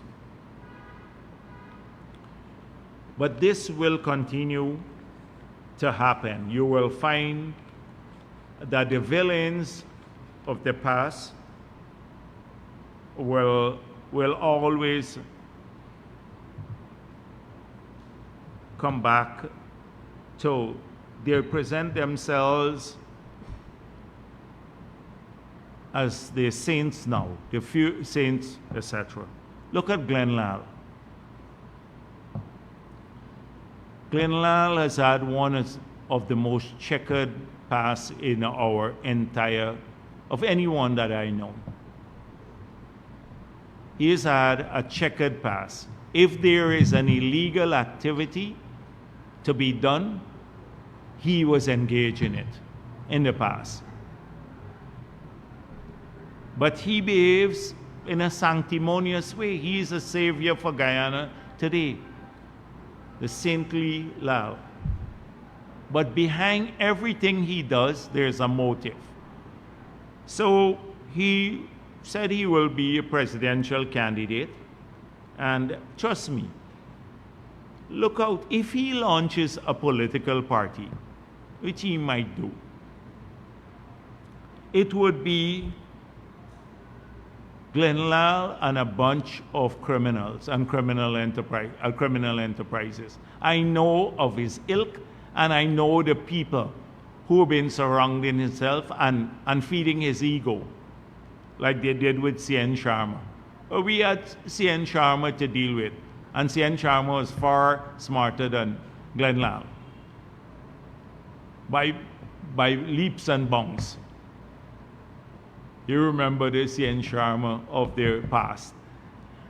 And he will, but I'm actually looking forward to them coming after the PPP, because all week long he's been in fact for the 5 years he's just been lying all the time about the People's Progressive Party. So I'm looking forward actually to dealing with him and his criminal enterprise. And then I hope that those who are the conscience of our society, the Starbuck News, etc., don't find that Jagdeo is too harsh on his opponents, etc. In fact, this year I promise to be even worse. So harsh on his opponents, because all day long they have been at it against us, lying about the PPP, and they have nothing to offer. No program, nothing. One issue, he looks out for the oil and gas sector. There's a criminal associated with him who lives abroad, who is trying to get, who is actually trying to dupe the oil and gas companies. And I think it's been aggrieved that they didn't fall for that. So anyhow, I deal with this in the future. Today, since it's a new year, I want to wish everyone, including our political opponents, a great year. And we're looking forward to it. We're looking forward to continuing our programs in favor of the people of the country. Thank you. Dr. Jagdeo, Mikhail Rodriguez, Daybreak News. With the hope of your government maintaining a certain level of transparency and accountability and openness with the media, like Kaicho News would come and continue to ask stupid oil questions, I will, every press conference, ask about a level playing field for the media. Can we get a commitment from you as it relates to the distribution of finances? Since knowing Glendale being a criminal, you have all these ideas, but still the government is one of the biggest funders of this criminal. What can we do? Can we get a commitment from your government?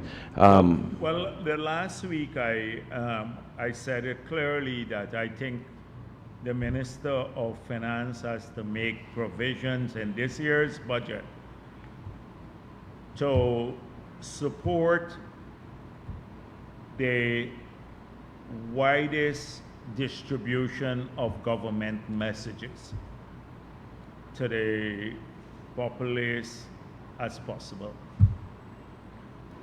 And therefore, that would require an examination of reach.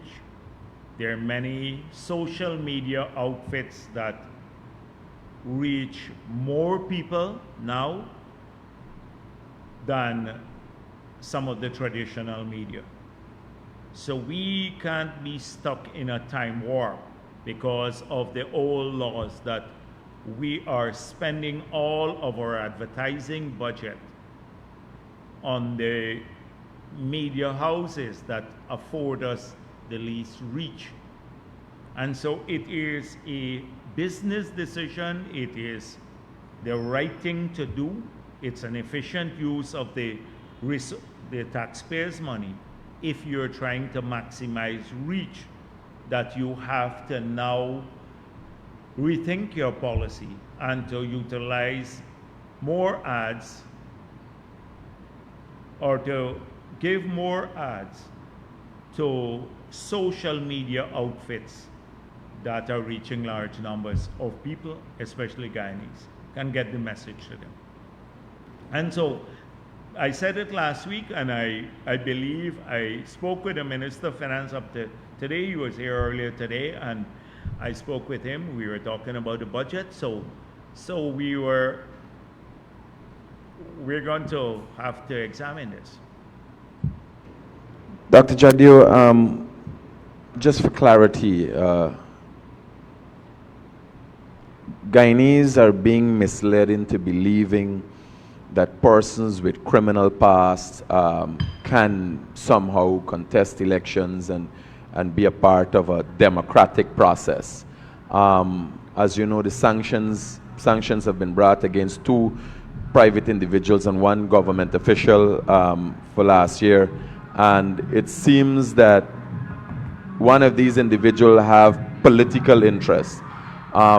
Is the government worried about that, and is the government doing anything as it relates to the sanctions and moving forward with the issues that the Americans have identified? So there are 2 separate things. One, I think the president addressed, the US government and the sanctions. The other matter is, I don't want to speculate about who has political ambition. I'm speaking on the basis of people who have already declared an intention. Like Glenn Lyle has already said he will be a presidential candidate. That is why months ago I said his paper is a political paper. He's declared that. This is a free country, and anyone can contest the elections. However, once you declare, your track record the same way we face scrutiny every single day. We have to face scrutiny over a whole range of issues fairly and unfairly. I hope people are ready to answer tough questions and they would not go off crying that they're being targeted by those questions. They wouldn't become crybabies or they're victims, because that's what lots of people believe. You know, they can, every single day they can target a PPP official, but one question, a serious question, is asked of one of them, and suddenly, oh, we're unfairly targeting them. The Nigel Hughes has not answered any of the questions posed to him. The Exxon question, he on their payroll, gets away with it. He gets away with not telling us how much money he's earned so far, gets away from his so-called review of their role in the elections, gets away from defending in court the 33 is not the majority now. 2 weeks ago, it's not the majority of, or trying to get someone to say 33 is not the majority of 65, a witness. All of this he gets away from. They hide from the gas to energy, the lies about the gas to energy project. The CATU sits there and says, we're not taking no questions from the past. You think any serious party could do that? But they get away with it all the time. And so I hope when the tough questions come to the others who are going to contest, that they are prepared to answer these questions. Kim King, good afternoon and Happy New Year. Happy New Year. Vice President, you've spoken a lot of times about how on the question of renegotiation, the government has in principle gotten contractors for all current oil blocks outside of Starbrook, that the new model contract would apply to those blocks if they go to production. Has that gone beyond an agreement in principle? And why I'm asking, it's because these companies, their shareholders, make financial decisions based on an understanding of the climate and the terms and so on. So has that gone beyond an agreement in principle? Because I have information which seems to suggest that some companies have not notified their shareholders about these new terms.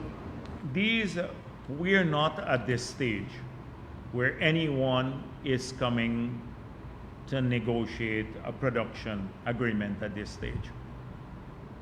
So I expect that will be done at that stage. This is a public commitment we made in opposition, and we have said it already.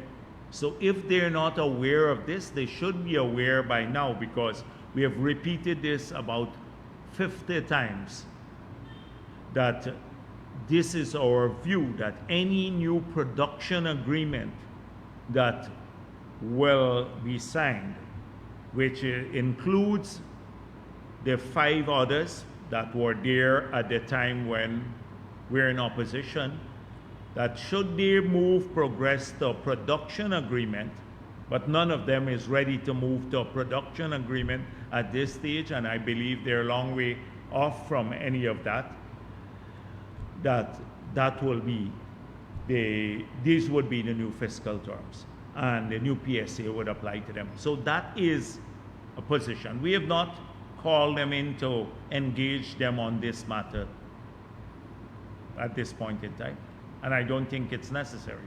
But they know this is the position of the government of Guyana. Maybe another government will give them a break on it, but not this one.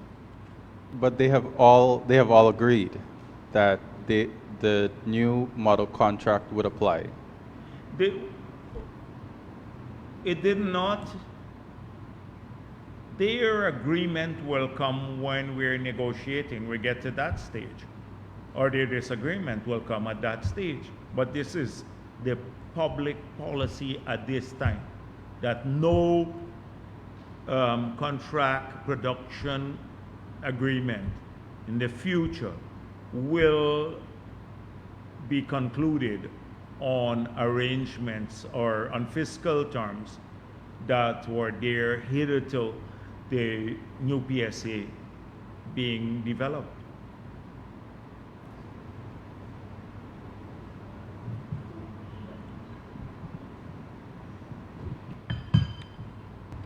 Good afternoon, Mr. Jagdeo. Earlier you spoke about the PPP and how far it has come. However, my question to you is, are you confident that the party has done enough work to attract more support in areas commonly referred to as opposition strongholds? Yeah, there are two things. That's why I spoke of the history of this matter. And when you look at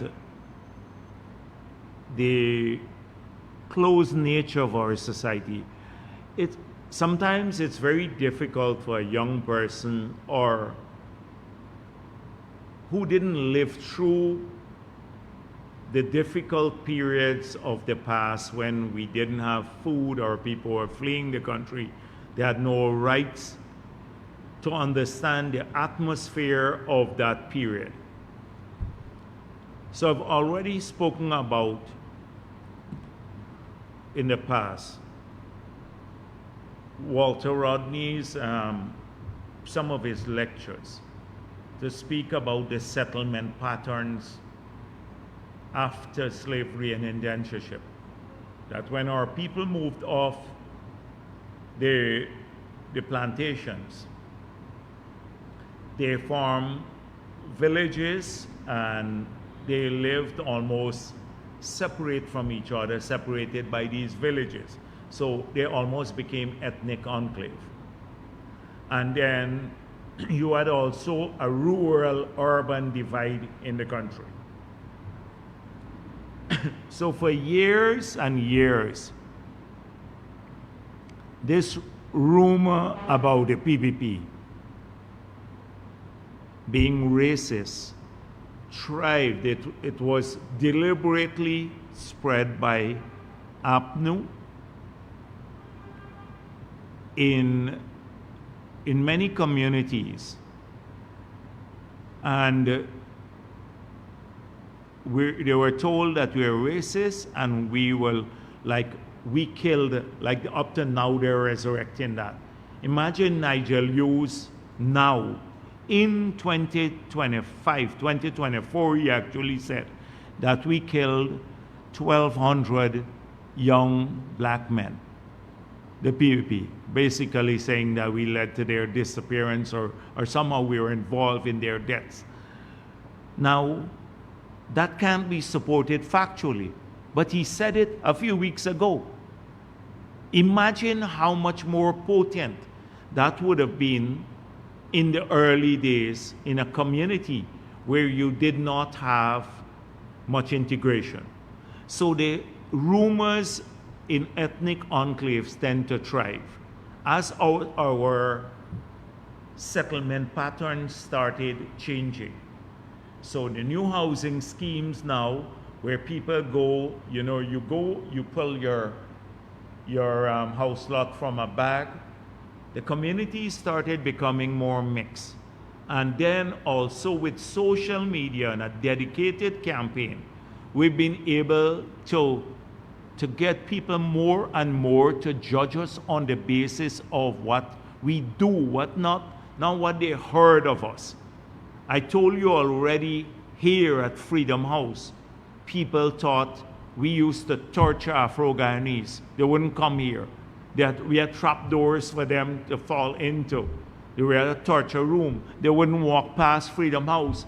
And believe that, especially older people, not so much young people. Because young people tend to be more, they didn't grow up through that period.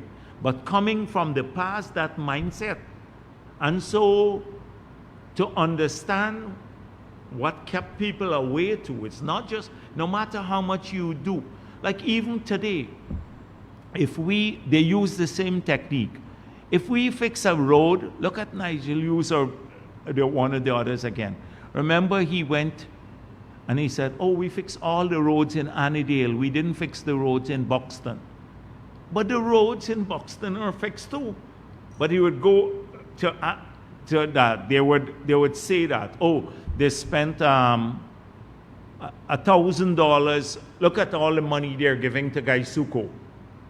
It would not say how much money we're spending in Region 10 on subsidizing electricity, because it's more sometimes than the annual subsidy for Gaisuko, a productive activity. They still use the same technique. Look at everything we've done. When the cash grant first came out, they said, oh, we're not going to give it to Afro-Guyanese. They still use the same old technique. Today, it doesn't have the resonance as it did in the past. So that's what we are fighting against. And so we keep at it because we have been even-handed in managing the country. For us, we see all of our people making progress together. And our party is multi-ethnic in nature. So what we're doing today, we've always done in the past. How it lands with people and resonates with them has been with different levels of success. But more and more as people come to see the true nature of the PNC, the same people that they claim they loved, Afro-Guyanese, were treated badly in the 5 years too. Look at, that's why I use Linden as an example. How much more pro-PNC can you get in Linden? And how many house lots did they give to the people of Linden in the 5 years? Zero. Zero. How many jobs were created in Linden by the government? Zero. In fact, now you have about nearly 1,200 part-time workers in Linden. They were opposed to that. They said they were opposed to that too. How many roads were built here in that community? And who got the land? It's the Apnu people. Not that they didn't have land to give out.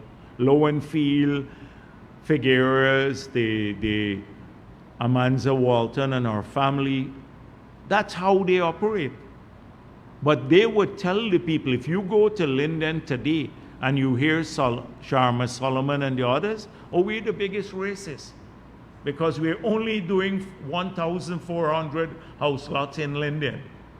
And we're doing 14,000 at Wales. Never mind, you have more people living here on the coast. Oh, look what they're doing in Wales. Look how much money they're spending in Gaisuko. But you're getting shortchanged. This is the technique they use all the time. Every day, it's the dog whistle.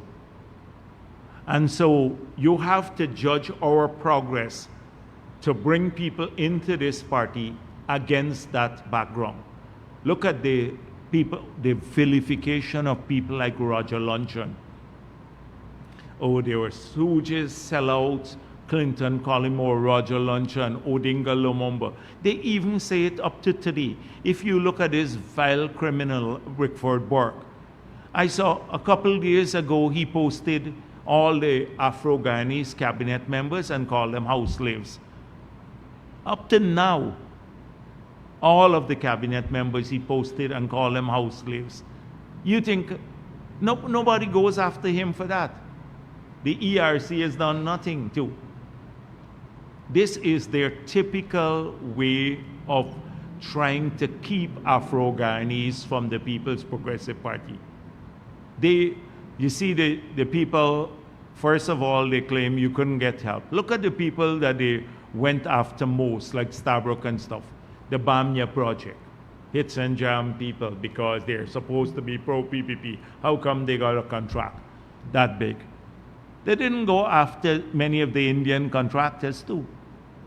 They don't want Afro-Guyanese to make progress under the PP.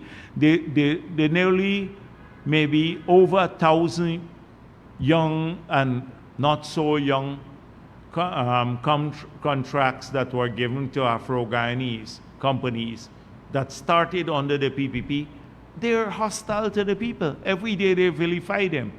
They're stooges. Not that they're Guyanese, etc. So that's what I want. That's what we have to fight against. That's the battle we wage every single day. To keep people away from us, because they know once people join us and they see how we operate and they see the collective, the internal collective that we work with, when we work as a team, they'll be shocked. They never want to go back to APNU, the way they treat their people. And so that's what we're doing. Every day, coming back to your question, every day we work for all of our people. We didn't say cash grant for PPP supporters. We didn't say a cash, the children, only PPP children will get the 50,000. We didn't say we double old age pension only for PPP people. We didn't do those things. We didn't say we build roads only in PPP or where that supported the PPP. We're building the hospital we're building, the two biggest hospitals are in New Amsterdam and Georgetown, 160 million US each. So we didn't say it's only PPP communities they're going. When the bridge is completed across the Mara River here and it's toll-free, it's not PPP people alone who will use the bridge. In fact, they're opposed to the bridge being toll-free in Linden itself. In Linden, where that 4-lane bridge that is currently under construction will be toll-free, so that people there wouldn't have to pay a fee. But they're opposed to that.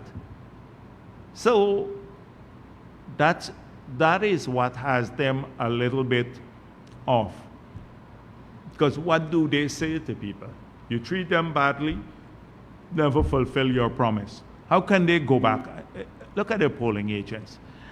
How can they ever find a polling agent who would want to work for them? They said the PPP bribed all the polling agents in the recount to sign the statements of poll. Imagine people work very hard for afternoon and night of the elections and just, did their work faithfully, supported the party because they believe in the party. And now they said, they were corrupt and these people should be investigated. Who would want to be a polling agent and for them? So we are working hard. I'm proud of the work done by the PPP. Are we perfect? No, the answer is no. We're not perfect. Sometimes there are mistakes made, etc. But on the face of it, all that we have done for the people of the country, we have a moral and development framework that we worked within in this party. And that's why we've been able to make sustained progress, and we have grown as a party over the years. We have grown. As I said the last time, we're the single party that contested against 14 parties and 2 other regional parties. 16 parties contested against us the last election. We won the majority, and now we'll have a bigger majority. Celestine Chacon, NCN News. Dr. Jagdeo, just one clarification. In relation to the announced allowances under qualification, which is set to be effective from January this year, we've received some calls. Which the qualifications yeah, for but which sector? under qualifications. Yeah, but for persons with you PhD. have nurses, and then you have like teaching profession and in the public service. So in which like a ministry, or is it in the education sector? Ministry. Public servants. Yes. Okay, all right. So in relation to that, we've received some calls where agencies have told their staff that they are only entitled to the grant if the qualifications, say for example, PhD or master's is in their field. Can you say if this is so, or regardless of where they have attained their qualifications in whatever field, if they're still entitled to the grant? But there is an equivalency. So I don't know what, there has to be a circular sent from the Public Service Ministry, which will work this out with the union. And they have to sit and work this out. Not every human resources manager should have a different view. So I hope that's not the case, because sometimes we find this, that in every agency you have a little boss there who believes that they know how to interpret what the government wants. We should have one interpretation where the union would sit with the ministry, and then they would send out the clarification or the circular, and that circular must be observed. So I will find out if that was done. Secondly, I think there is an equivalency board, so the programs would have to be certified by the board, the equivalency board. So that is how it should obtain. But there must be one circular, and I'll find out if that circular went out. Mr. Jagdeo, Dennis Shabral Demrario. Sir, could you say if the disbursement of the Exim Bank loan is conditional on the settlement of the claims by CH4 Linsinka? No. No. Okay. Secondly, what is the latest projected backup plan to cater for false maintenance or repairs to the gas to energy project when it comes in stream, so that Guyanese do not suffer a shortfall as a result of those activities? And my last question, why has government blocked internal elections for mayors and deputy mayors? I don't know, government has blocked the elections. I think a lot of NDCs wrote that they were not ready to conduct the elections in December, and December should have been the date. So the ministry will maybe pursuant to that might have postponed it, but it will happen. It will happen. It's just that they're ready, the state of readiness, you have to go through a prescribed process. So I suspect that was what happened, but speak to the minister more on that. On the question of the backup, so we'd have a significant number of these sets that we currently have will go into reserves. So if the turbine, say one turbine has to come down for maintenance, then some of these units will be used as a backup. They'll come down for short periods, maybe over time. These units could be brought online. That will be in reserve. All the fossil fuel units will go into reserve. And then we're hoping to move with the second phase of the project too. So we believe there would be adequate backup generating capacity to allow the maintenance of the turbines. They would all not go into maintenance at the same time. So there would be staggered maintenance.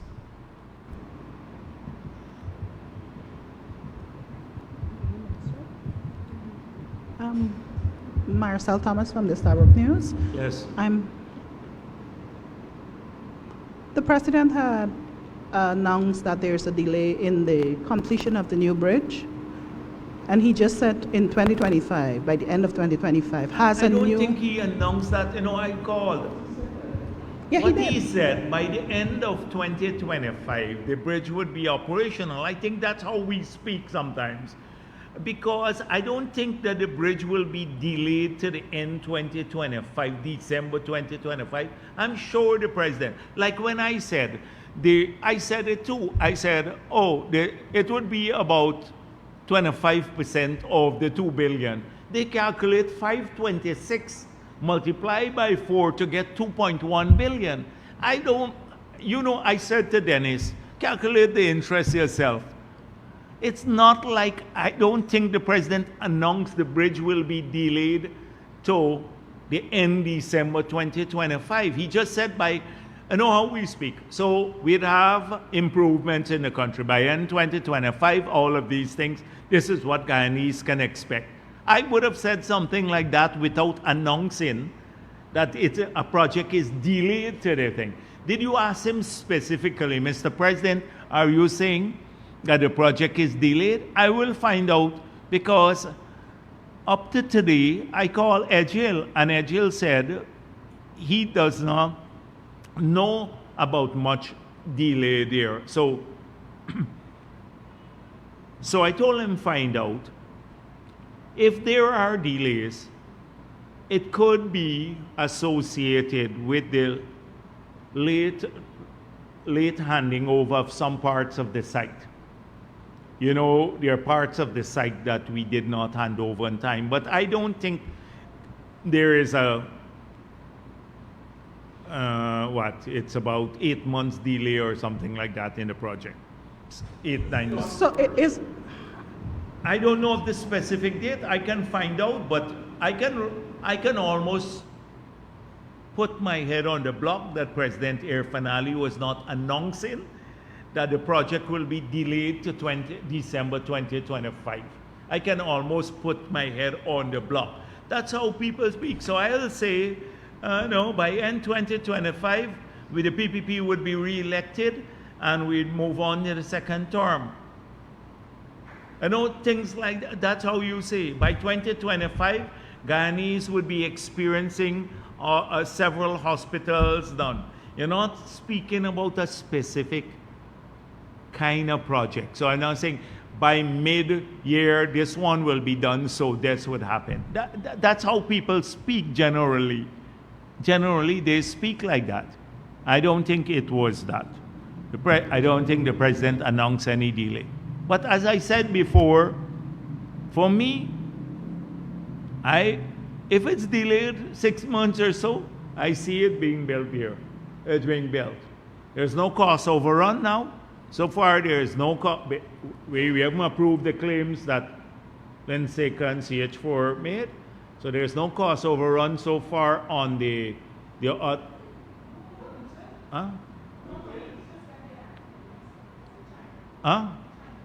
No, I said there are two things. There's no cost overrun on the bridge. That's one. So that's good for me.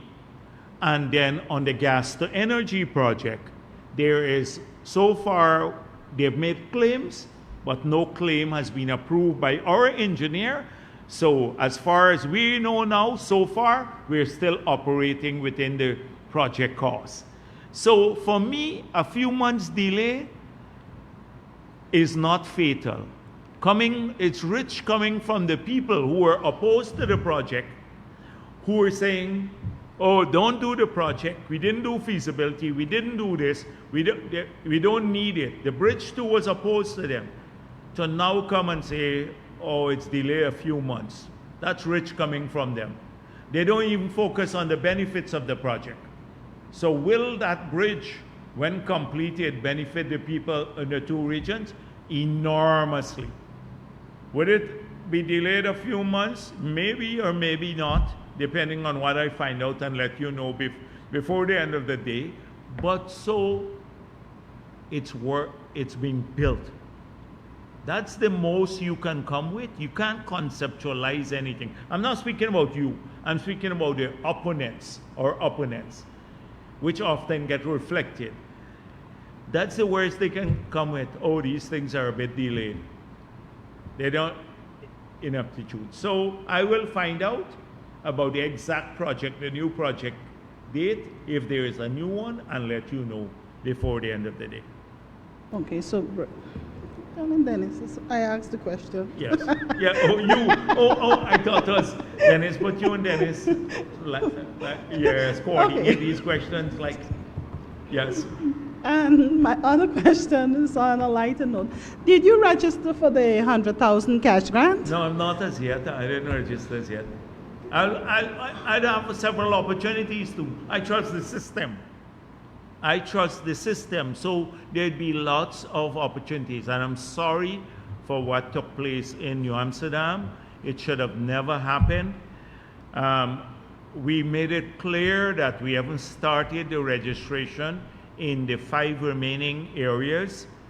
In the new year, just in the next couple of weeks' time or a week's time, we'll start in the regions 2, 3, 5, 6, and 10.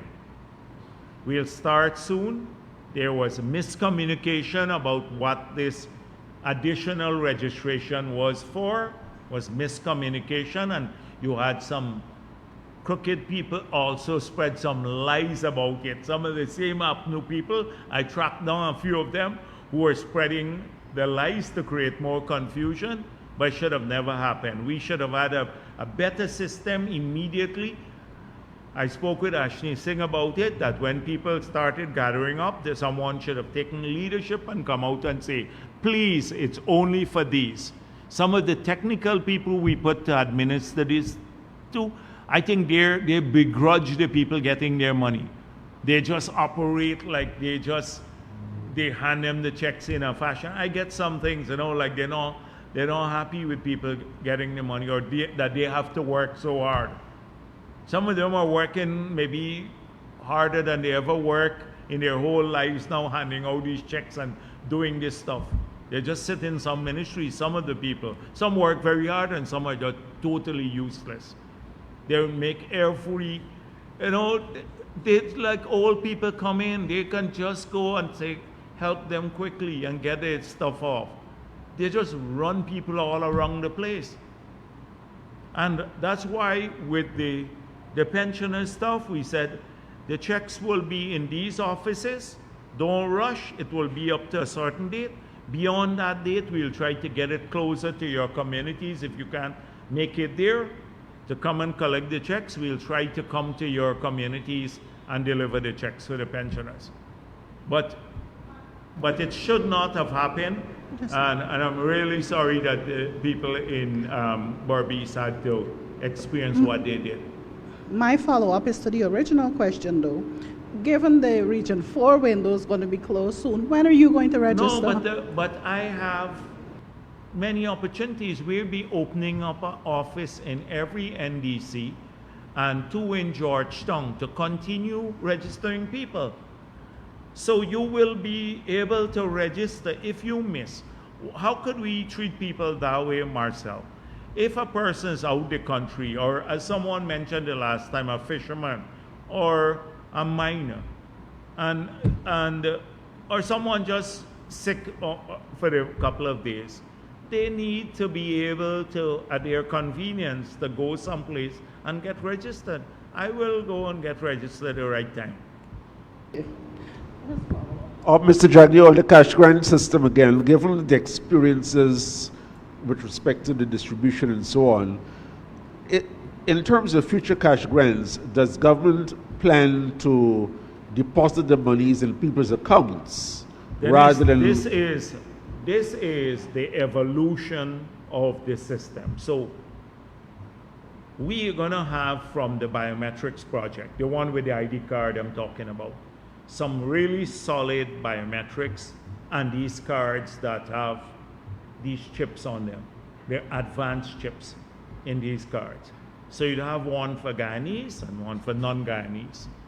We're hoping with the enhanced biometrics, we'd be able to allow a significant growth of mobile money, online banking. We would encourage every Guyanese to then have an account.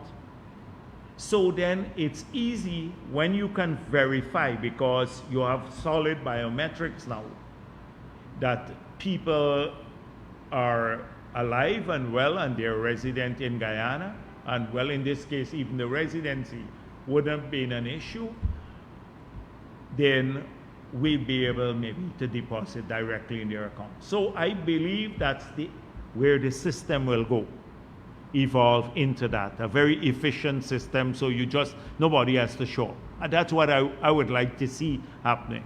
Once you can prove you're Guyanese and you're eligible, you just get the Ministry of Finance. That would be the easiest thing for us to do, to give payment instructions to the bank and they deposit in everybody's account, all the people. Note, what's the status of the ID card project? It is going well. I did not have a recent, I didn't have a recent report on it, but I'm really hoping that within, did the president mention it? I think he mentioned it, but I can always get, I think the person who heads that unit is Darrell Akiong, so he can give a report on it, where we are. As far as you know now, you don't have a time frame of when it will start and finish. It had a 1 year time frame. It got delayed a bit. It got delayed, one delayed, but I don't know what's the new timeline for completion. But the data there is crucial for us to do the facial recognition software on the cameras, for running it there, and also for support for some of the financial innovations. Well, they're not innovations anymore. These are financial tools that we want to introduce into the system that would make people's lives easier, including the pension. Where eventually, that is how pensions and everything will be paid.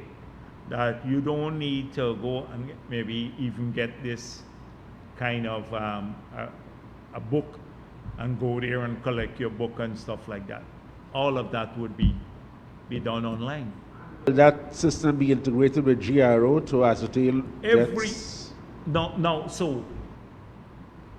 So we are. I had explained this one time. So what we're doing now, we're working in various ministries to digitize their functions. So the Ministry of Agriculture is trying to digitize some of its functions. The Ministry of Health now, the patient management system, that they have the electronic record keeping system. The airport is doing this separately. The Ministry of Home Affairs, we have a project now to digitize the functions under that ministry. So GRO, police, prisons, fire, everything, passports, etc., digitized. Then we have this separate biometric project and the ID card. So we have a coordinating committee that is looking at interoperability.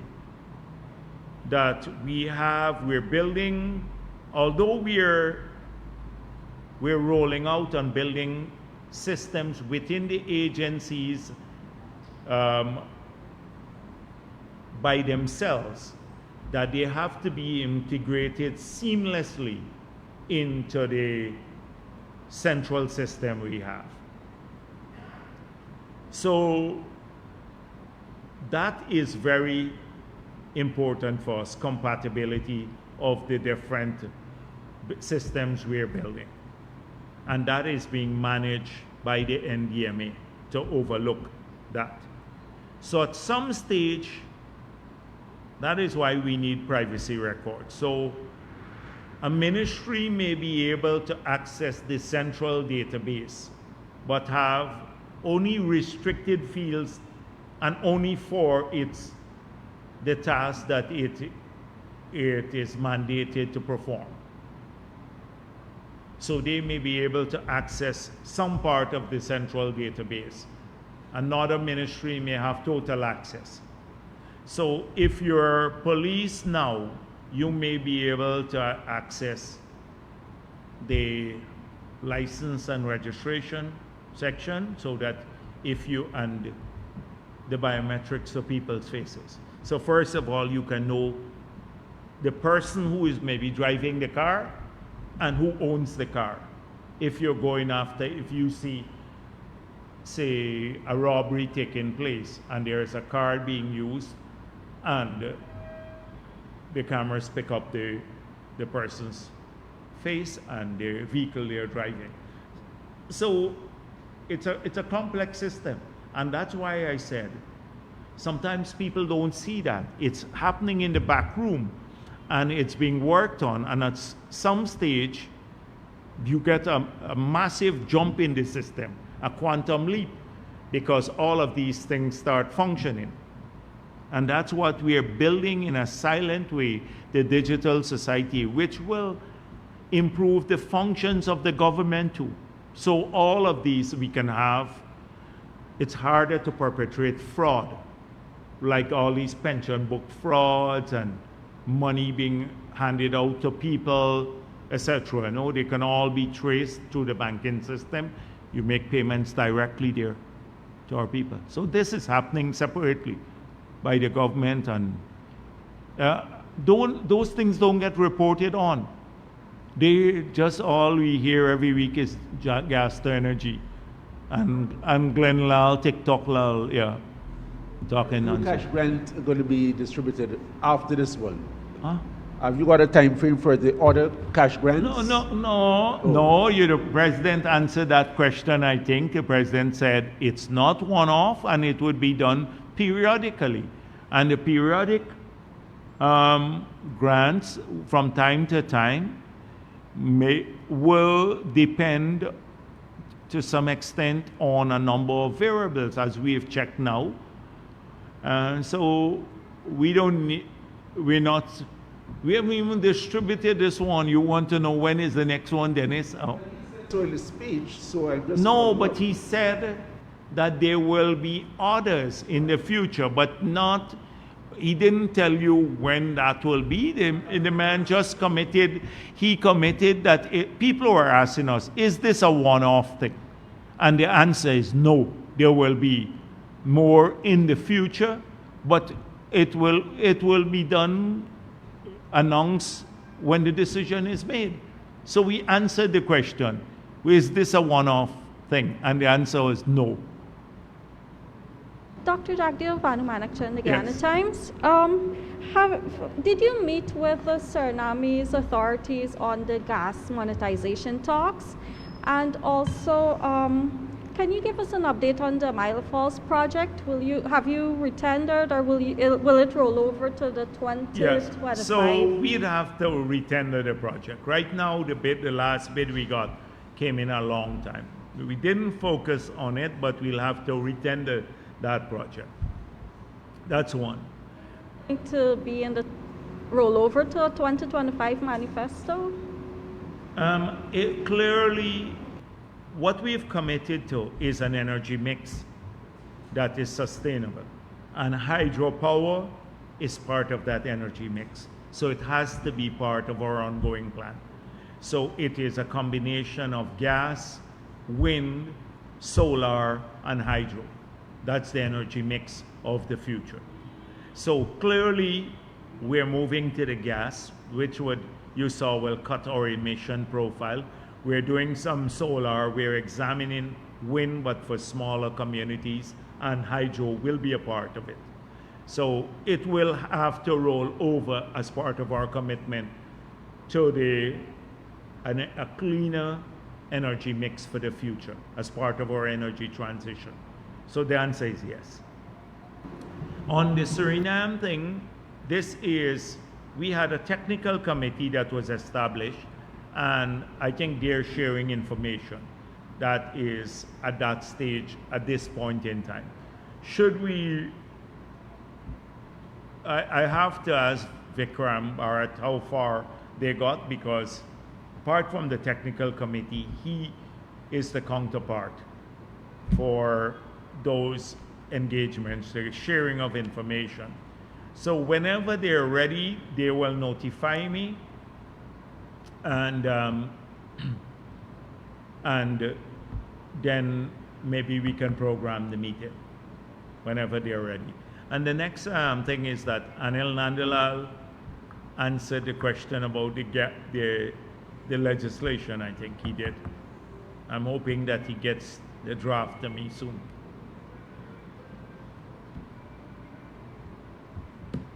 Hi, good afternoon, Dr. Jagdeo. Sure, we're quite sure. I just have 4 questions. Yeah, go With oil, countries like Suriname, Brazil, and Belize, and others securing high royalties and taxes from their oil resources, do you believe that both the past and present government might have failed in protecting Guyana's best interests? I thought you had some sensible question. All right, go on, yes. And what is your government plan to ensure that the decommissioning costs, if I know there's a decommissioning fund, but that none of it falls on Guyana when the times come to clean up after the oil resources is finished? Go on. And thirdly, with Exxon accelerating oil extraction under the depletion policy, what is your government's long-term plan for economic sustainability when the oil is finished? And how will your government address income inequality, that is? That's my 4. All right, so let me see the ones that make most sense, because a lot of these things we have dealt with already. And so the last one, income inequality. We spoke sometime in the past about this income inequality as measured by the Gini coefficient. That is how you measure income inequality. In some parts of the world, particularly in this region, there's a huge disparity. And the way you tackle this income inequality is by, first of all, ensuring that people are prepared to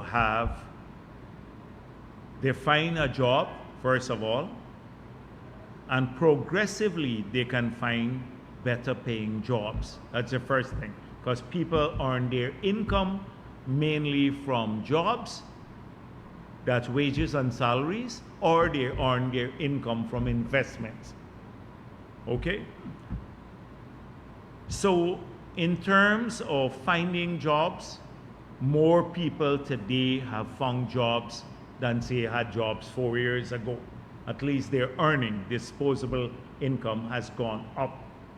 I told you in the public service itself, public servants in total, that is in an aggregate sense, are taking home $500 million US per year more than they were taking home in 2020. $100 billion more. So that's dealing with higher paying jobs, etc. But it's not just helping people to find jobs, because more and more people are finding jobs, and we have done well at that. It's to give them the tools to get better paying jobs. So what are the tools?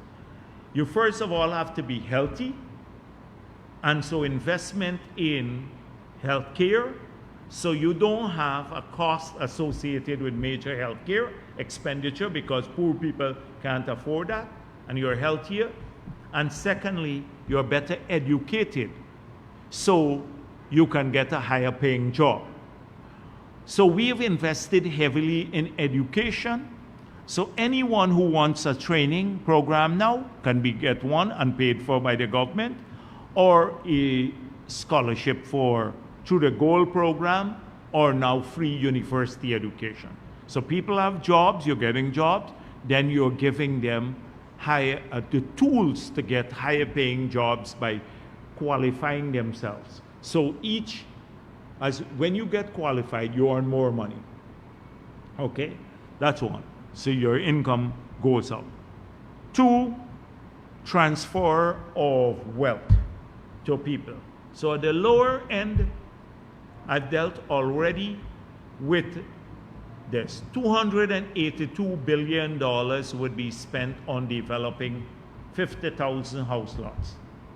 About 30,000 of those house lots will go to people who are getting over $4 million of cash injection building equity because of I explained it earlier, the cost of developing the plot versus the purchase price. So they have greater assets. That's a second way we have done in large scale. Look at the other thing. They want to rent. They want to assist you with rent. No transfer of wealth there. That's the second way of doing this. The third way is to ensure that at the lower end, people pay less taxes. So that is why threshold increases over the years have changed. Threshold, so at the lower end, people pay less taxes.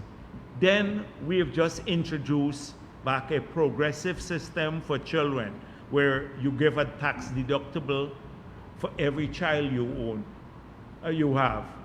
So these are some of the ways that we address income inequality. Now,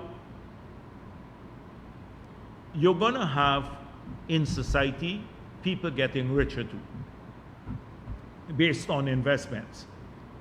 So including in any country in the world, if you look at that, there's a growth. So it's hard because if you look at some of the studies done around the world now, almost in every society, you have the widening of the gap between the super rich. Like, for example, if you own Bitcoin, in a single day, they could add maybe $300 billion to your value, billion US dollars, simply because the market moves up $300 billion. You can add that. When after the elections, Tesla and shares got a bump. In a single week, I think Elon Musk got wealthier by over $200 billion. How do you tackle that sort of thing? That's very different.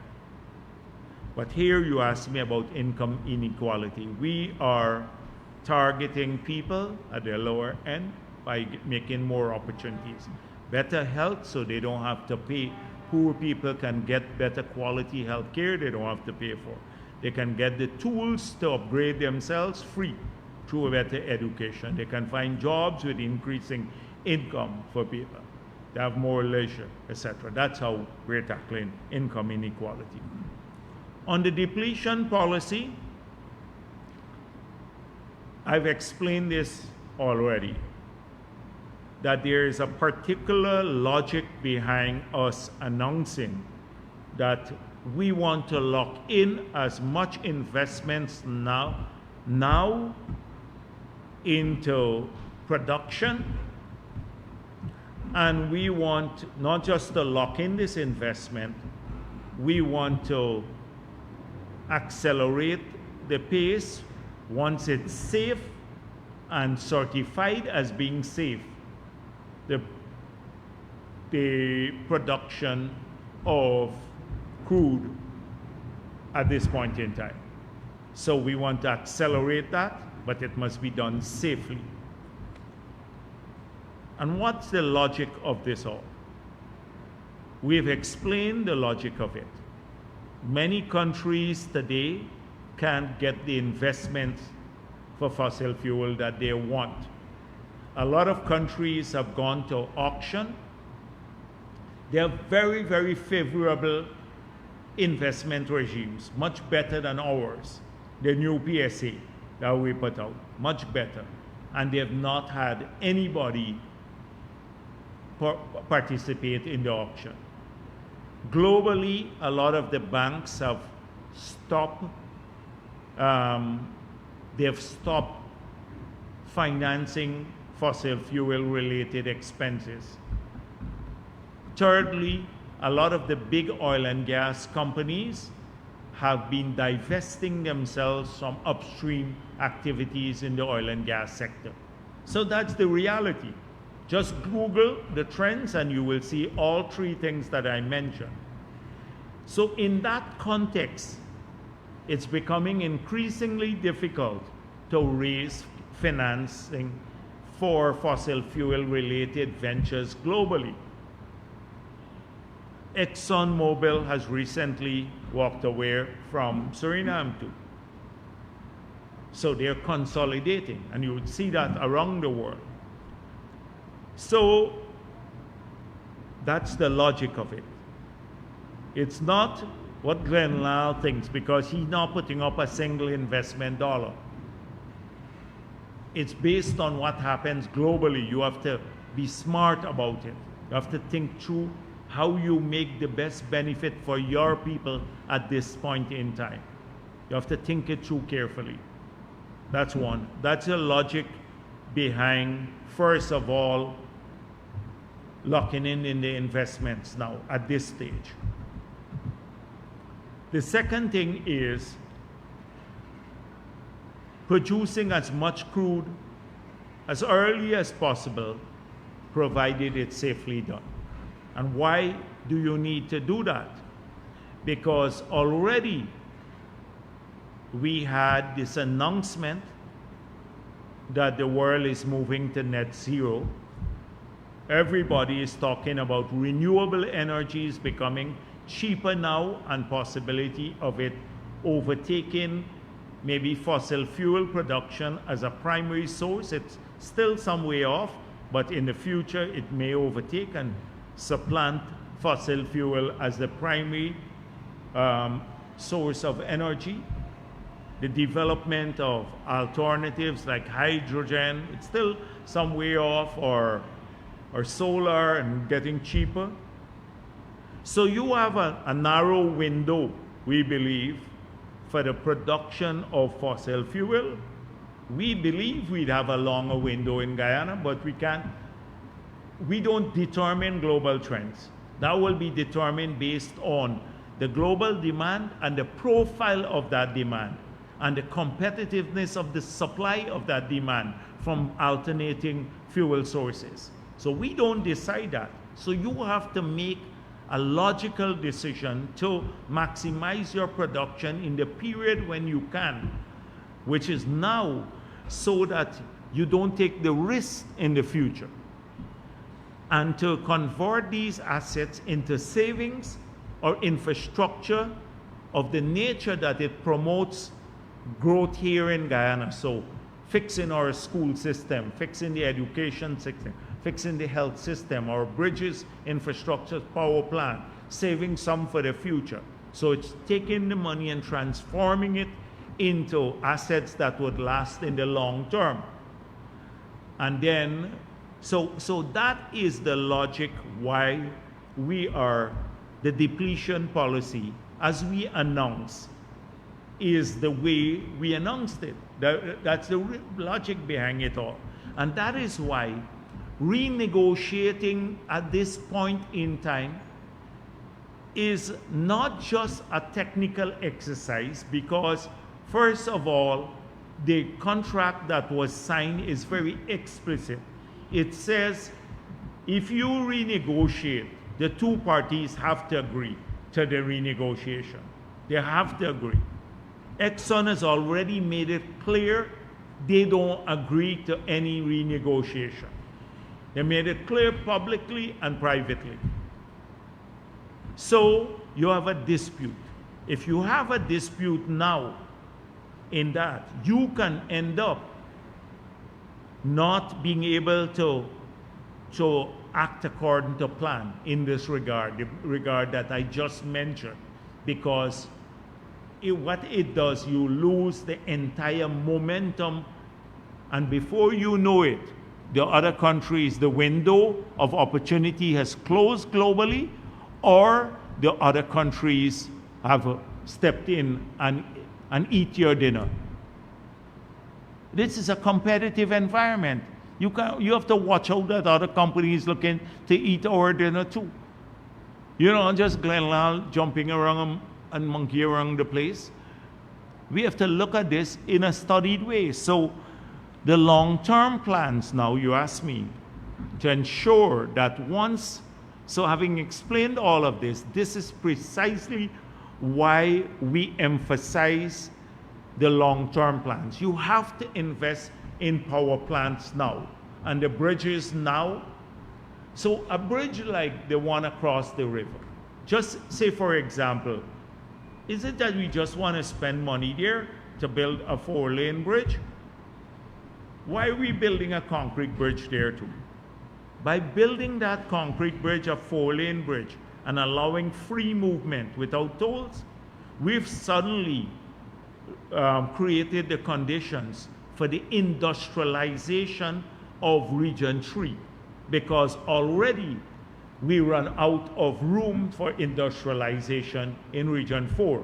All of our opportunities are taken already. Along the banks of the river, the cost of land is too high. Most of the land along the east bank is privately owned or under housing already. So you open up a whole region, because a wharf could be built on the other side, a shore-based facility could be built there, and you can bring a container now and land it there and move it across to Region 4 or to 5 or 6 without the constraint of the floating harbor bridge or the opening hours or the weight restrictions there, any hour of the day. So suddenly it de-risks the whole region in Region 3. And that would lead not just to industrialization, but more people now, when we don't have land over here, are willing to go to Wales, because they can drive from Wales now into Georgetown over a bridge that they don't have to pay any toll on, and be in Georgetown in 8 minutes. In 8 minutes. So we can open up more lands there for housing opportunities. So those from Region 4 who can be accommodated in the region because we run out of space now, we can do that. It is long-term planning that causes this. So for all of those who are complaining about it, that's where the long-term planning matters. And the same thing in Berbice. Berbice, if you build a deep water harbor in Berbice, which we plan to do in the future, and if you don't have a fixed structure, again, a bridge there, you run the same constraint, the territorial integration and the opportunities. So every one of these projects have a long-term objective in mind. I don't want to lay out the long-term plan here today, because it will take me a very, very long time, because it's very comprehensive. But just to say that we're thinking about that as part of not just the depletion policy of the asset, but also how we utilize the funds to ensure that in the future we can maintain prosperity even with oil diminishing contribution to the economy. So that's the second issue. The decommissioning costs, I've dealt with this many times before. We can speculate what the decommissioning costs will be, and I don't want to do that. APNO again put the decommissioning costs will be kept by the investors in the truckman's agreement, the PNC's agreement. So they have been deducting money and keeping it in that account that they said they have. We know what the sums are. And I think that was given sometime in the past. I can't remember what it is now. But what did we do? The same way we changed the PSA and effectively renegotiated the other contracts outside the Starboard Bloc, we passed a new act. And the act now says, if you have decommissioning costs, you have to keep it in an account held jointly between the government and the oil and gas companies. And so the last permit that we issued, the Exxon is required to deposit the decommissioning costs in an account once that project starts into that account. We hope over time that all of the decommissioning money we'll be able to get it into that account from the previous project. We're hoping over time, now that the law is there, that's the next talk we'll have to have with Exxon. I'm giving you, I shouldn't be telling you this, but over time that will happen. But we have corrected something that APNU screwed up again. So that's how it's done. And the higher royalties in Suriname, etc. Remember, we were told that Suriname has, when you look at the combination and the interest now in Suriname, we agreed that the royalty rate of 2% is too low. We agreed on that. So I don't see where the dispute is. But don't use Suriname as an example, please, because Suriname's project will come on stream, I think in 2028. And it's compared to where we will be in 2028 and the revenue take, even with the lower royalty rate, is vastly different.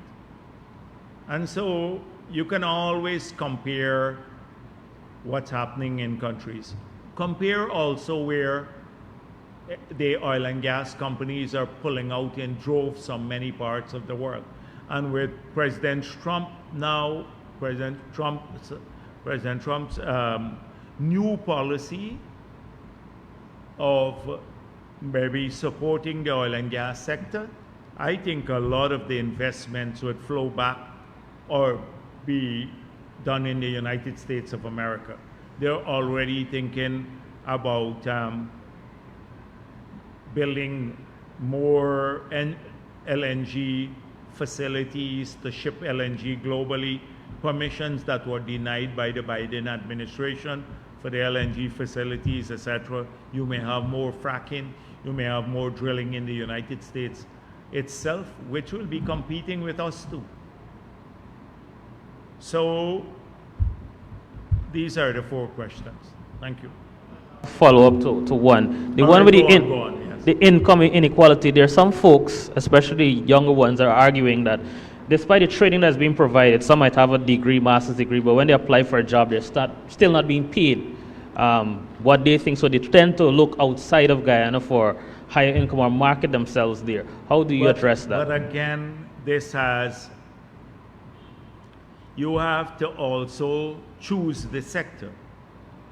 So as I said before, not to run down anyone, but if you study, or let me say, because I'm an economist, so economics, there is like a limit. Maybe I used to use another thing and people say to me, a couple of people call me. So you may have a limited number of economists you may need.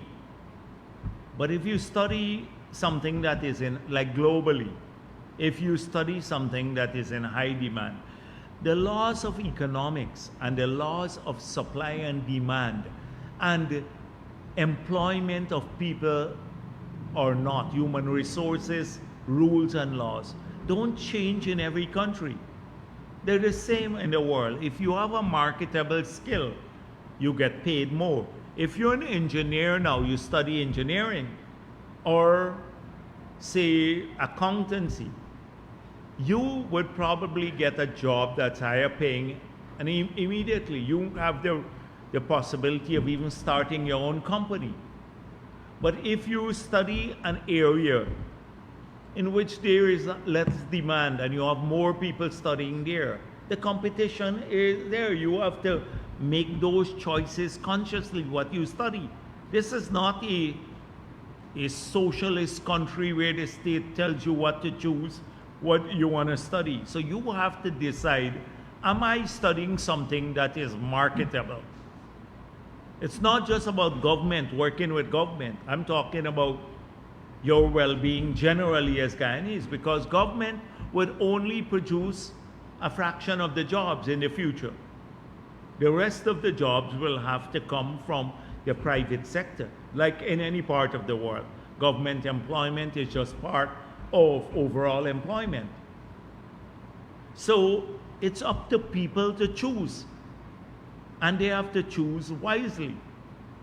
You don't have the government saying, oh, go and choose this topic. That's why we have, if you talk to Professor Opede, they have 180 subjects on offer through the Gold Scholarship Program. 180 on offer. Okay? All right. Dr. Jagdeo Ronald Singh. Yeah. Sir, there is a bit of uneasiness among some officers and ranks within the Guyana police force about promotion. Can you shed some light if there will be promotions anytime soon? I can't deal with generic uneasiness because I don't know if there's uneasiness or not. So it's generic. And I suspect that every promotion season, people have expectations. They must go through a fair, proper process. And based on work done. That's how I see people getting promoted. But I hope that people are treated fairly in their promotion process. This is the hope I express as General Secretary of the People's Progressive Party, that people are treated fairly when promotion is decided.